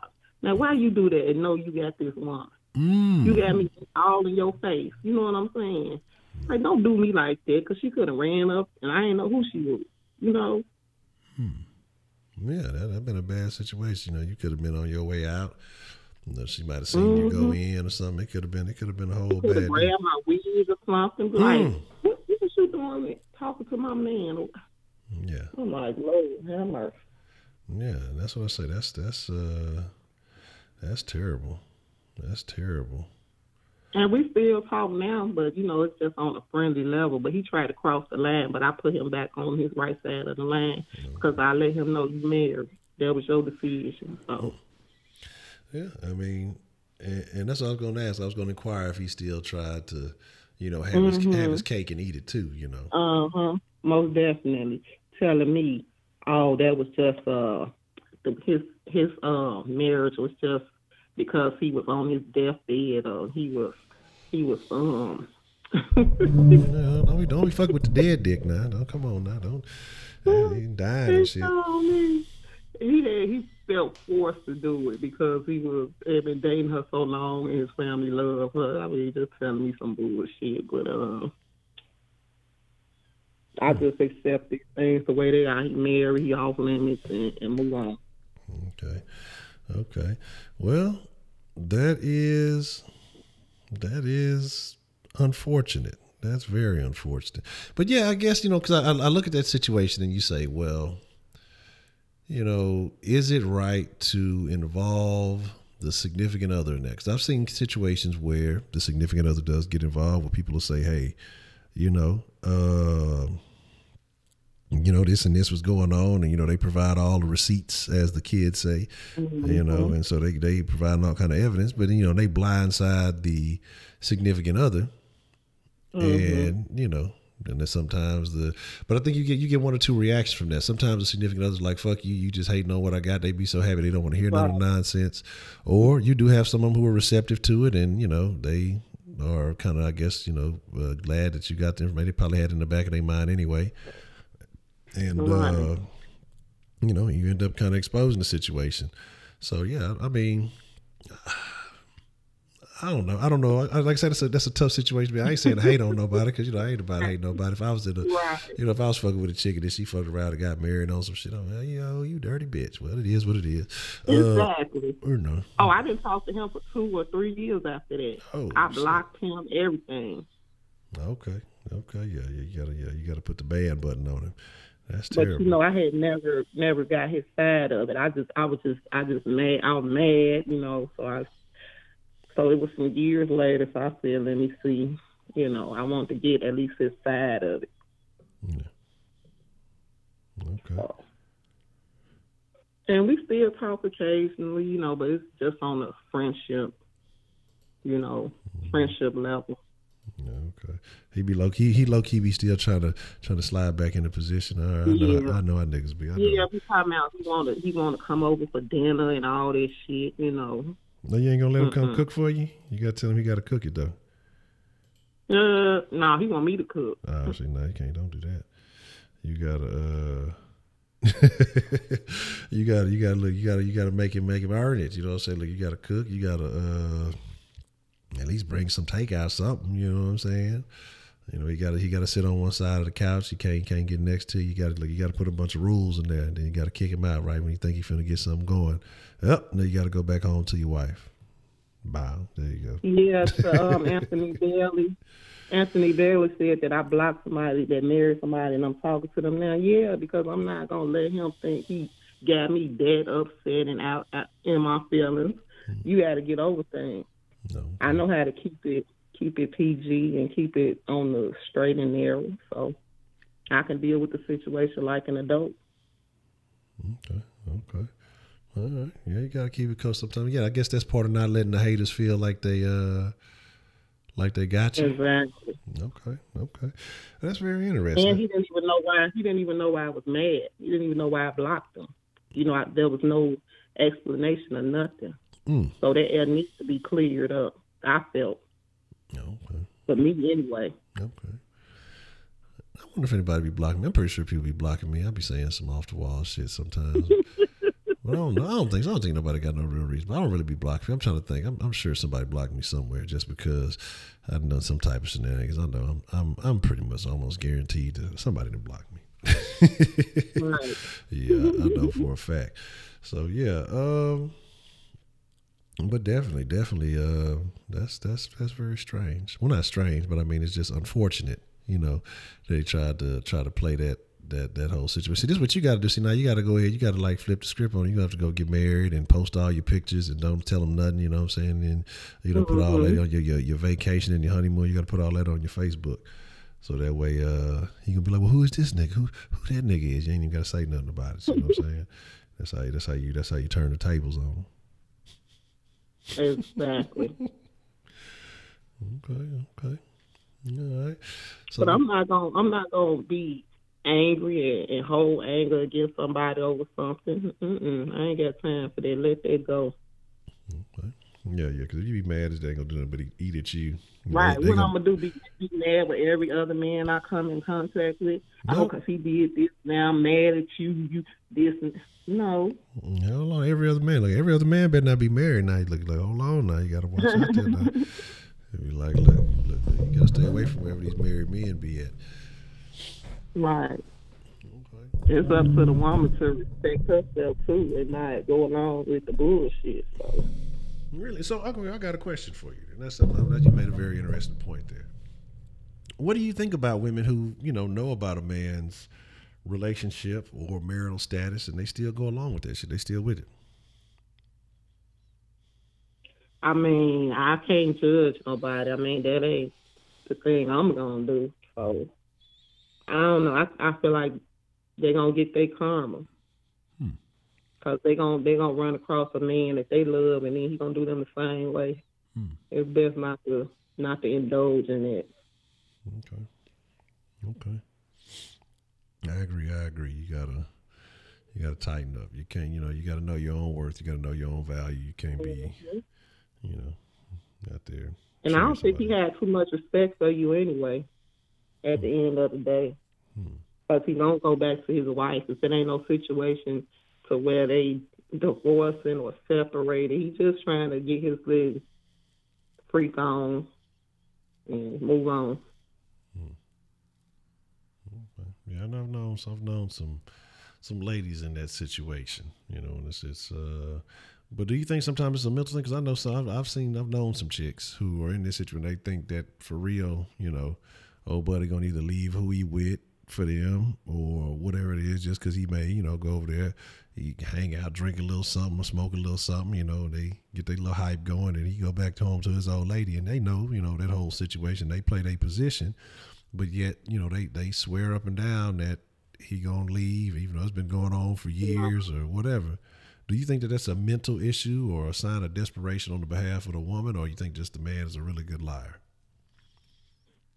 All of them, and she in denial. Okay, in denial. Okay. Yeah, right. Because she thinks she's doing something that the wife's not doing, and you really not doing anything different. He just want to play in him some other cat, and he going back home. That's it. Why must I feel like that? Why must I chase the cat? It ain't nothing but the dog in me. Man. Okay. And sometimes the wife might not want to do all the extra things that the other woman want to do. Like, she might be more sexually adventurous, I feel like that. So, he want to go have his fun. So that's sometimes. Not all the time, but sometimes. Oh, so let me find out. That's what your situation was. You was Dora the Explorer over there going on the adventures, and so that's why he wasn't telling you about the old lady. Let me find out, Rashida, because you be over there keeping secrets. You don't want to share none of the confessions, though. So I think we done figured it all out. We putting the story together piece by piece. We got to figure it out for ourselves. We're gonna find out one day. But no, definitely. I think that's the case a lot of times. We didn't even get to that. We didn't even get to that point. We were just talking and talking, and now then I figured out why it was just that, because he wasn't really serious about. I don't think he was serious. Maybe he just wanted to see what else was out there because he was already engaged. Okay, so he was just out there playing games. You feel? Yeah, pretty much. That's how I look at it. Okay. I agree. Okay, all right. Well, Miss Rashida, I appreciate you, sharing that story with us. You got any other advice for us on how to handle the haters? Block them and delete them. But then what if that make them feel like block them and delete them? Give them a hug. Well, what if that make them feel like they what? If because you ain't supposed to let them know that they impacted. What if they feel like, they blocked me because, such and such and such. You don't want to, like, you just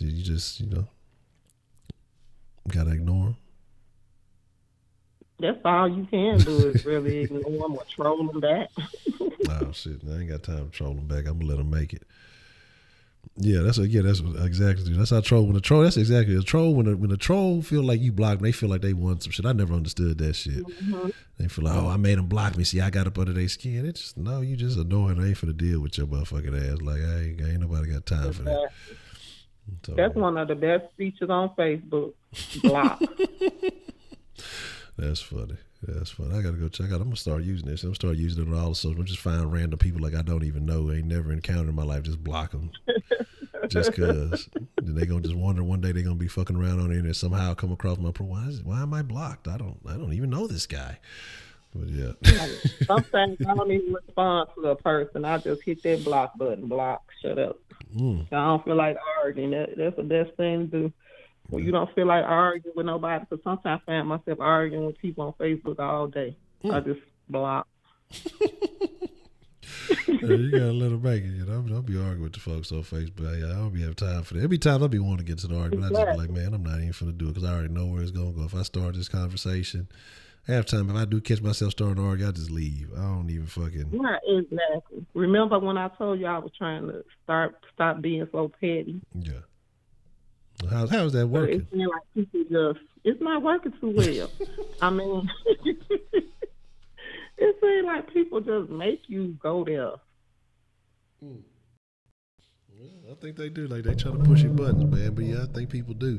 But people don't be having shit to do. They want to get you fired up, and so that's why I say when I catch myself mid conversation, if I'm arguing, so I'll just stop the whole conversation. I'm like, look at me doing this bullshit. Let me stop even entertaining this shit. So I definitely, I understand. You just gotta. Sometimes you gotta say fuck it.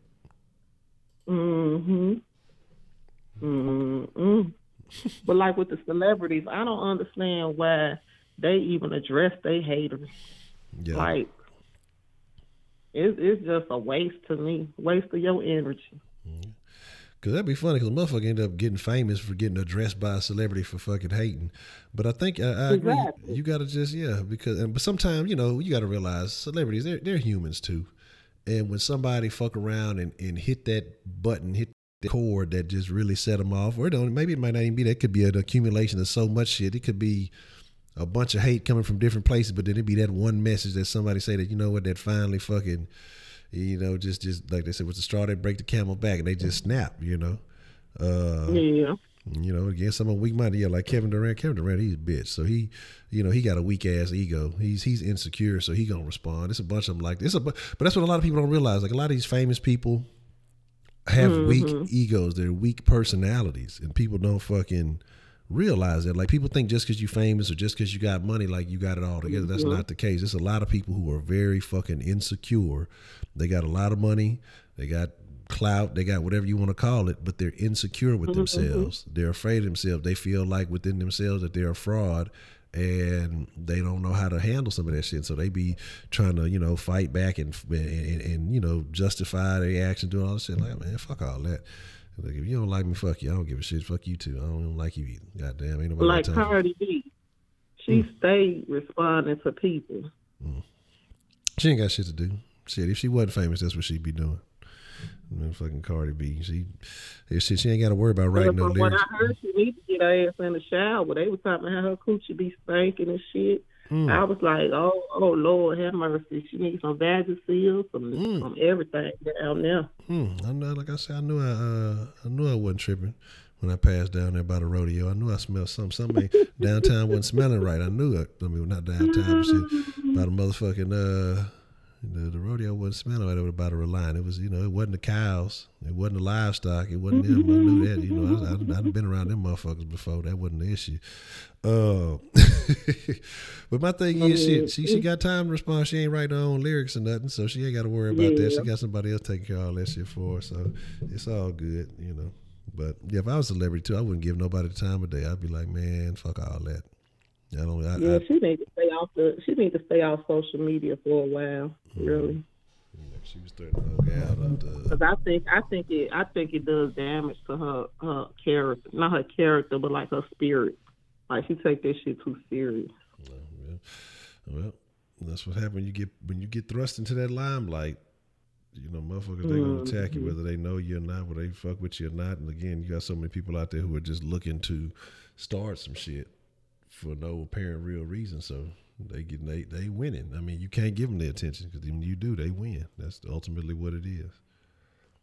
But sometimes people will say you hating when you just being honest.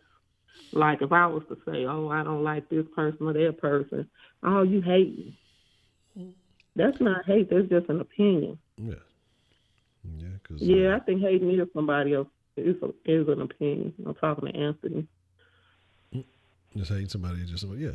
But I mean, hating. I think it starts with opinion, but then it's like, I think it's an over exaggerated negative opinion, because I think you can have a negative opinion of something, but if the food tastes bad, oh, you know, such and such cooking ain't that good. It's an opinion, and it's your opinion. You may have had better food, and it may be a negative opinion, but it ain't saying that you hating it. It might be bad food, but to somebody else, it may be okay. But if you're like, oh, this is the shittiest fucking food I never had, I can't believe, you know, then once you start adding that extreme exaggeration to it, that's when I think it turns from just, you know, an opinion to hating. I think it's the level of emphasis on it, you know. Oh, okay, yeah. Yeah, I can agree with that. Yeah, that's what I think the difference is. Because, I mean, it's either a fact. Because if it's a fact, it's not hating. You're stating a fact. This is a true fact. This is, you know, what happened. And, you know, they took a L or whatever the fuck it is. You know, it is what it is. That's not hating. So you can't hate with facts. But when it comes to opinions, you either have a good opinion or a bad opinion. And how far you take that bad opinion, I think that's where it becomes hating. So that's what I think it is. That's what I think it is. Lyric Northside, what's the motherfucking deal, brother? Good to see you. Yeah. So I agree. But if I was a celebrity, I wouldn't talk back to nobody. I'd be like, look, if you showing love, I'd show some love back, but I wouldn't even acknowledge the haters. I'd be like you said, block. Just straight block action. Let them feel like they did something. It'd just be straight block action. If they feel good about it, cool, because I feel good too. Fuck them.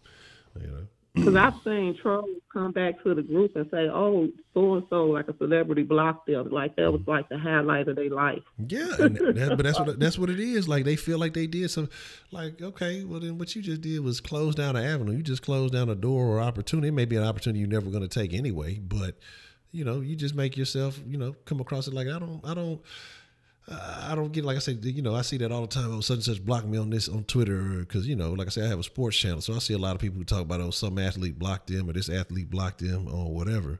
You know what I'm saying? Like, what's cool about that? Yeah, I caught some of that earlier. Yeah, and especially if it's like a fan of a team that you play for, you know, or a team, or if it's a player that play for a team you like, why would you be happy that they blocked you? That don't make no fucking sense. Right. But, you know, but it is. So your other group was just basically for men. Well, that's for. I really didn't see no women in there. That's why I didn't say that. I was just looking. I peeked in and dipped out. You peeped in and dipped out. Now, I mean, it's for people who just, you know, who are because, like I say, it's mainly for Houston sports. So it's like if you're a Houston sports fan, then you know it's you welcome to join the conversation. There'll be people from other teams in there too, but primarily, I guess, you know, the majority men like it. But there are a few ladies who come to there. They aren't as frequent and aren't as active as they are in the den, but they do. They come to there. They probably pull a you, just dip in there to hang out for a little bit, see what the news is, and then slide out. You know, but every now and then they do talk. So. Yeah. Oh, okay. So let me find out. Okay, look, she over there stealing. She's stealing the hot takes on the sports team. Interesting. But yeah. So you really believe that Houston is the best team? Yeah, I mean, but here's the thing. It's not that it's the best, because if you heard me today, I was talking shit about them. But my feeling is just like I represent for the house. So like I don't understand people who are from a certain place and then they rooting for another team or they, you know, riding with another team. Like, you know, certain people here and there, if they have a legitimate story, hey, you know, if I grew up and, you know, me and my pops used to, you know, watch this particular team. So, but you got a lot of motherfuckers now who just jump on a team because that team is winning. Like a lot of these new Golden State Warrior fans. Golden State been trash. You ask them about, you know, old Golden State player. Who is that? I've never heard of them. And it's like, okay, because you guys ain't a fan. You just know these motherfuckers since they start winning championships and shit like that. But like the Patriots, man. Yeah, like these bandwagon ass fans in Chicago. I cannot stand them. I be talking about their on Facebook, so they really be annoying me. Man, y'all got them out there too. We got them in Houston. I'm like, how we got them way down here? I mean, we in Houston. We like in different countries. It feels like, but you got yeah. That's what I say. You used to go to the bar. You had a spot reserved for Houston Patriots. We're like, how the fuck? Is there that many of them? It shouldn't be that many of them to have a spot reserved. Fuck this spot. You know what I'm saying? And they don't even know where the hell New England at. Like, you ever been there? You gonna go there? Move there. Yeah. What the hell? Yeah, I ain't even fucking with that shit. But again, motherfuckers love a winner. And so when you win, motherfuckers jump on your jock and then go try to ride it. You know what I'm saying? So and that's why I be making them mad. I be talking about Tom Brady ass. I be talking about his ass. Yeah. Tom Brady suspect. He be kissing his kids all in the mouth and shit, all strange. Yeah, he on some. I can't stand him. Yeah, he on some other shit. Not saying him. Yeah, Tom ain't it, babe. Tom is not the lick. I mean, I can't. I'm mad because he wins so much. I got to give him his due. But I still hate his motherfucker. Exactly. Yeah. Exactly. That's wild. Okay. And then all these bandwagon ass Laker fans. I'm like, if you want to sit down just because LeBron went there, come on now. You want to follow LeBron everywhere he go? Man, there's some people like that. I don't know. Look, you better watch out because you know, your boy Jay Dizzle now. That's a Laker fan. He gonna get on. He'll get after you. Talking about his Lakers, man. I mean, it's okay to be a Lakers fan, but not when you from Chicago. This is Bulls country. Okay. It's Bulls and that's the only reason I be watching sports, so I can talk my shit. I don't even really know what the hell be going on. I just be talking. You just like talking trash. I see. Yeah, we just figured it out. Exactly. Okay, that's what I love it. I be getting their ass mad on Facebook. They be ready to block me because I go get all my memories and everything ready. Shit, I be ready. Yeah, so yeah, I don't know. Yeah, I think I don't know about that trolling rehab that you going. I don't think it's gonna work. I think you might be. That might be one of them things that's for life. Oh, you ain't got no hope. You ain't got no. I mean, I'm rooting for you. I'm rooting for you to win, but you know, okay, but as long as you're a sports fan, you're gonna be stuck in it. You know, that's like a next level of the problem. Because if you're a sports fan, you're gonna really be in that shit. You're gonna stay talking shit somewhere. You know what I'm saying? So, but I shouldn't have to talk shit to people in my own city. I should be having to talk shit to people in other cities.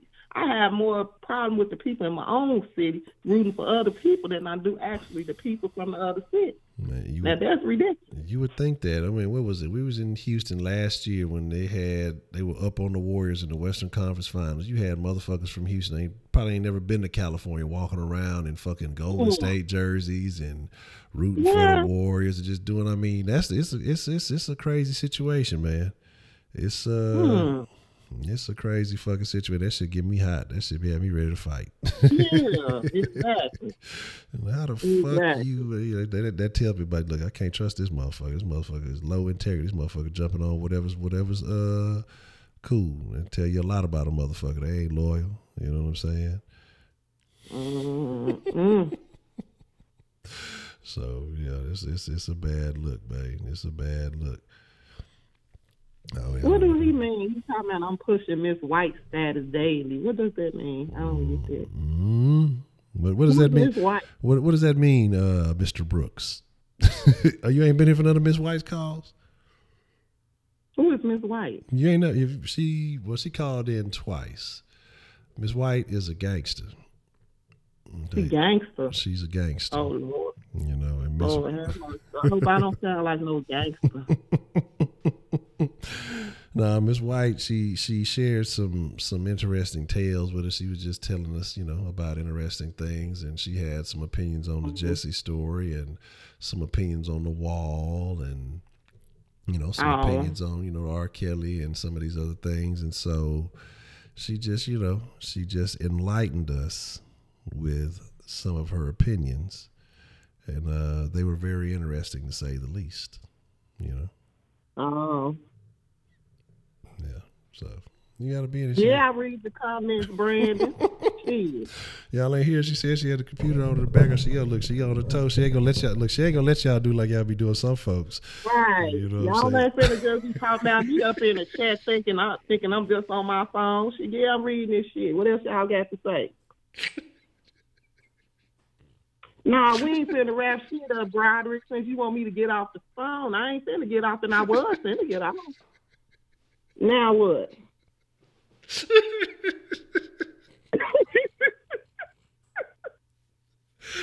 Oh, shit, man. Oh, man, I'm dying over here. Let me catch my breath. Oh shit! Merry Christmas, All right, motherfucker. let me get off. Let me get off the phone. All right, Miss Rashida. I'm finna. You know what? How do you block people on YouTube? Because I'm finna block Broderick ass right now. How did you block Who folks? else I got to block up in there? Let me see. You know, y'all know she get down with that block button. It's gonna That's be right. I go to block quick. Block. Already. Well, Miss Rashida, I appreciate the call as always. Look, take it easy on the fair weather fans. All right, you too. And make it easy on the haters. I appreciate it. Oh, he the moderator? My bad then, shit. Don't put me out. Why he ain't no moderator? I don't see no shit by his name. One of them is a moderator. Who is that? That's Brandon. Brandon, the moderator. Okay. Brandon, cool. Yeah, I like Brandon. Okay. Oh, well, what? Brownie points for Brandon? Hold up. Okay. That's a bit. That's fine. All right, take care. All right, you too. Appreciate the call. And I'm still gonna be in the chat, so don't try to talk no shit thinking I done hung up and logged out. So I'm still looking. Good night. Good night. She's gonna be on your ass, Broderick. That's a wrap. Hey, look, y'all can't behave. Me and Rashida be having some interesting conversations. You know, I'm trying to find out what's going down in Chi-Town.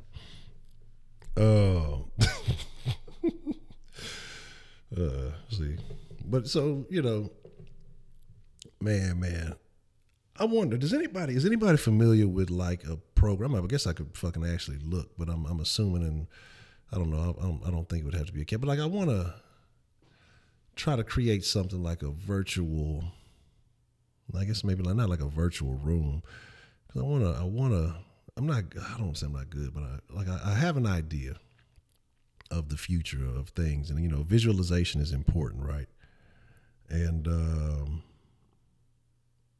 I want to fucking design like a virtual future studio, and so that way I can stay. You know, I'm gonna put it up or figure out how I can do that. What if is there a program that does that, or do I got to be some kind of fucking AutoCAD master?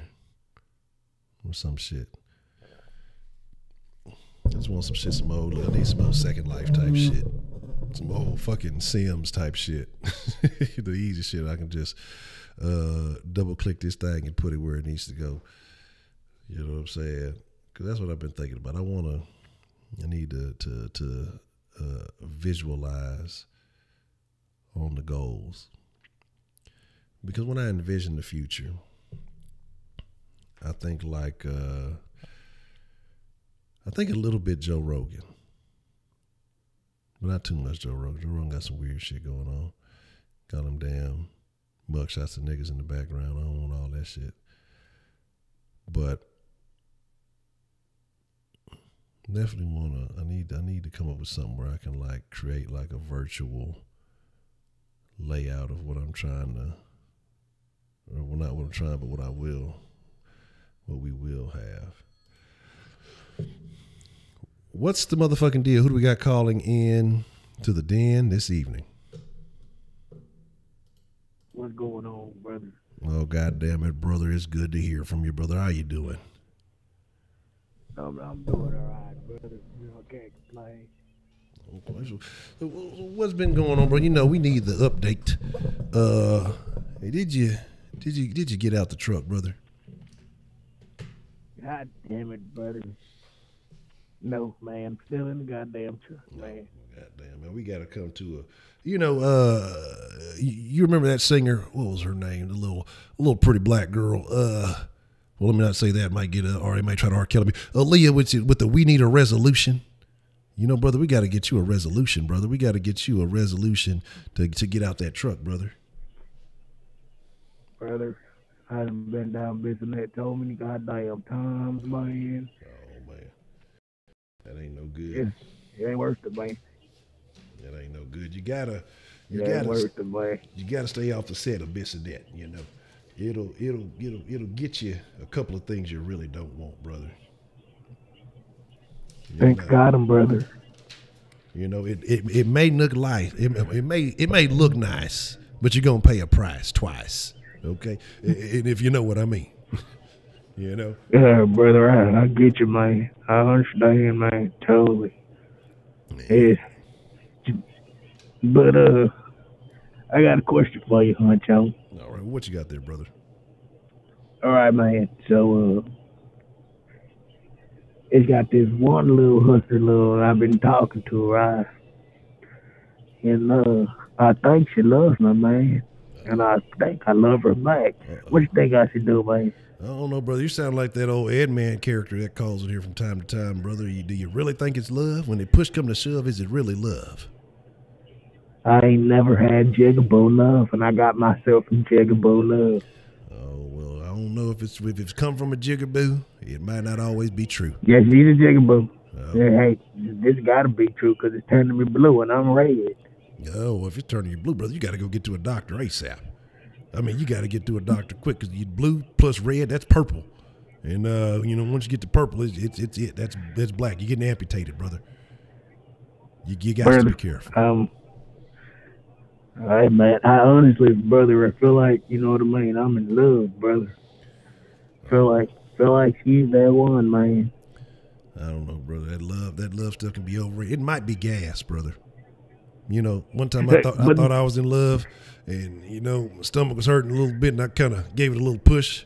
You know, gave it a little toot in the poops. I was right out of love. It wasn't love. It was gas, brother. I feel all right. You know what, man? I think if I go ahead and release the gas, I won't feel like I do right now. I still think I'm gonna feel like this, man. She's the one, Honcho, brother. I don't know, man. Like I say, she's that one, Honcho. You know, sometimes you think it's butterflies in your stomach. You know, it's just a little bit of air in there, and you just got to get it up out of there, brother. That's all that is. You know, I mean, man. You gonna come to the wedding, brother? Hey, man, you have a wedding. Look here, I'll throw rice. I'll dress nice. You know. And I'll do the hokey pokey twice, you know. Hey, that's how I get down. Yeah, I'll beat the wedding. God, you gonna do the hokey pokey with us? That's you a good man. You a good man. That's what I'm talking about. Do the hokey pokey with us, man. You know, make sure you turn yourself around, man. Exactly. I put a right foot in, I put a right foot out, you know, and have a good night out. That's how I get down. You know what I mean? Hey, you guys can do it. There ain't no wine, just bush on ice, man. Hey, that's what I'm talking about, brother. Hey, you got to keep it classy. None of that other shit, you know. It gets you a nice goddamn right, bro. That's why I fuck with you, man. Well, hey, brother. Well, you know, when's the date then? When's the date for the wedding there, brother? Man, probably on the 32nd of February, but okay, that's a good we're gonna get a date. It's coming real close, man. I'm not there yet with it, but I'm almost closer than I was yesterday. You know what I mean? Well, I understand. I understand, brother. So what you got to do, man, is like I said, you got to make sure first and foremost, you do the gas test. Okay. You know what I'm saying? If you know, if you take you some gas X, you know, and still feel the same, then give her your last name. But if you do the gas test and then you feel at your best, well then put that other shit to rest because it wasn't true love. God damn it, Honcho. You making so much goddamn sense, brother. Yeah, that's what it's all about there, brother. You know? I'm going to get her pregnant. Uh-oh. That's what I'm going to do, brother. Uh-oh. Well, that sounds like a lifetime of contracts and problems, brother. You got to make sure that's a commitment you ready to make, man. We're going to name the baby Honcho. Oh, man. What if it's a girl there? Honcho. Okay, that's what I'm talking about. That's real classy right there. That's classy shit right there. God damn. Got her Honcho. You know what I mean? That's what I'm talking about. Well, Honcho, you know, it got my mind is going, brother. So I'm going to get off of this phone, man, because I think I'm going to see Lil Bonquisha. Oh, well, hey, you know what? I ain't gonna keep you. You go see Bonquisha. I appreciate you calling in, brother. Goddamn right, man. Yeah, that's what I'm talking about. Lyric, shout out to Lyric. I appreciate the call, man. You be careful. You drive that truck slow. You know, sometimes it get wet on that missing net. I had no choice. Hey, I'm going to drive it slow. I ain't trying to end up like Teddy Pendergrass, brother. Uh-oh. On that note, brother, I'm going to let you go. I appreciate it. All right, brother. All right, you have a good All night. right, man. Already. You too, brother. Right. Oh, man. That was a Teddy Pendergrass. Woo! I ain't got nothing for that one. Man. Oh, man. I ain't done Hokey Pokey in a long time on some real shit. Like, since like elementary or some shit. Oh, man. Shout out to Lyric, man. Yeah, anybody who you ain't lying, man. Anybody who just not catching, like, what the fuck is this shit that I'm listening to right now? As you said, the VR chat? Is VR chat where it's at? I don't even know. I have never. Is that the shit? Ain't that the shit when motherfuckers was do you know the way? When ain't that like VR chat or some shit like that? I was looking. I'm telling you, I'm out the loop. I barely even know about YouTube. They had me on some shit. I don't even know what the fuck I'm gonna be on. I gotta have I need to get one of them Game Boy Red. What was that shit called? Was it Game Boy Red? What was that shit called? The shit that was in all red. The fucking what was the fucking thing called? It was something boy. Virtual Boy. Yeah, that's what I need. A Virtual Boy so I can virtual chat. That's what I need. That's where you get it. That's what I need right there. That's what I need. A goddamn Virtual Boy. Oh man. I must look that up. But I don't know the way. I don't know. That shit seemed like it'd be some weird shit. But I need to. If I look into it. It already looks weird. There's some Steam shit.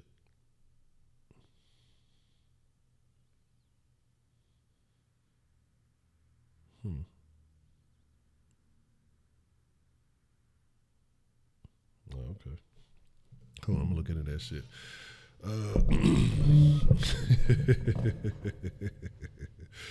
Yeah, I'm gonna have to look into that shit. I'm gonna figure something out. I need to create some visualizations here. But I'll be honest, my friends in the den, I do believe I'm going to wind it down. I have a couple of things that I need to work on, and I want to make sure I get some sleep so I can be up early to catch the R. Kelly interview supposedly that's happening in the morning. So I want to make sure I tune into that and drop my opinions on that early. See what R. Kelly is tripping on. Well, I appreciate your calls, goddamn. I appreciate your calls, goddamn, Lyric. Every time you call in, my friend, you know hey, it's a win. But I'm gonna say, he cried. I think I seen that little clip. Yeah, I probably am gonna be on Twitter at 4 in the morning. That's when everybody asks me fucking fall asleep. I'll be trying to go to bed. I'll just be sitting there laying, looking at the ceiling, thinking about a bunch of shit. I'm like, fuck it. Ain't no point in being in the bed. Then I sit there and say, okay, I'm gonna get on the game until I, get tired. Then I fucking cut the Xbox on, never play nothing. End up on fucking Twitter. And some old shit like that. That's how shit be happening. That's how it be happening. But with that being said, hey man, I appreciate all of y'all. You know what I'm saying? I sincerely do. We'll be back at it tomorrow. And doing all the the same old den shenanigans.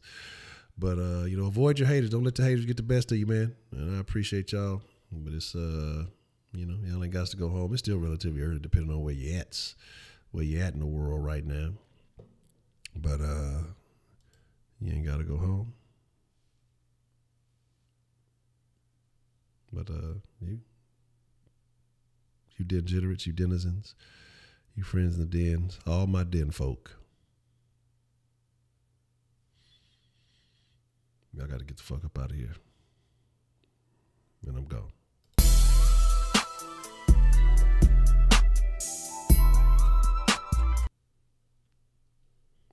Word? Yeah. Y'all still in here? What y'all doing? What y'all doing over here?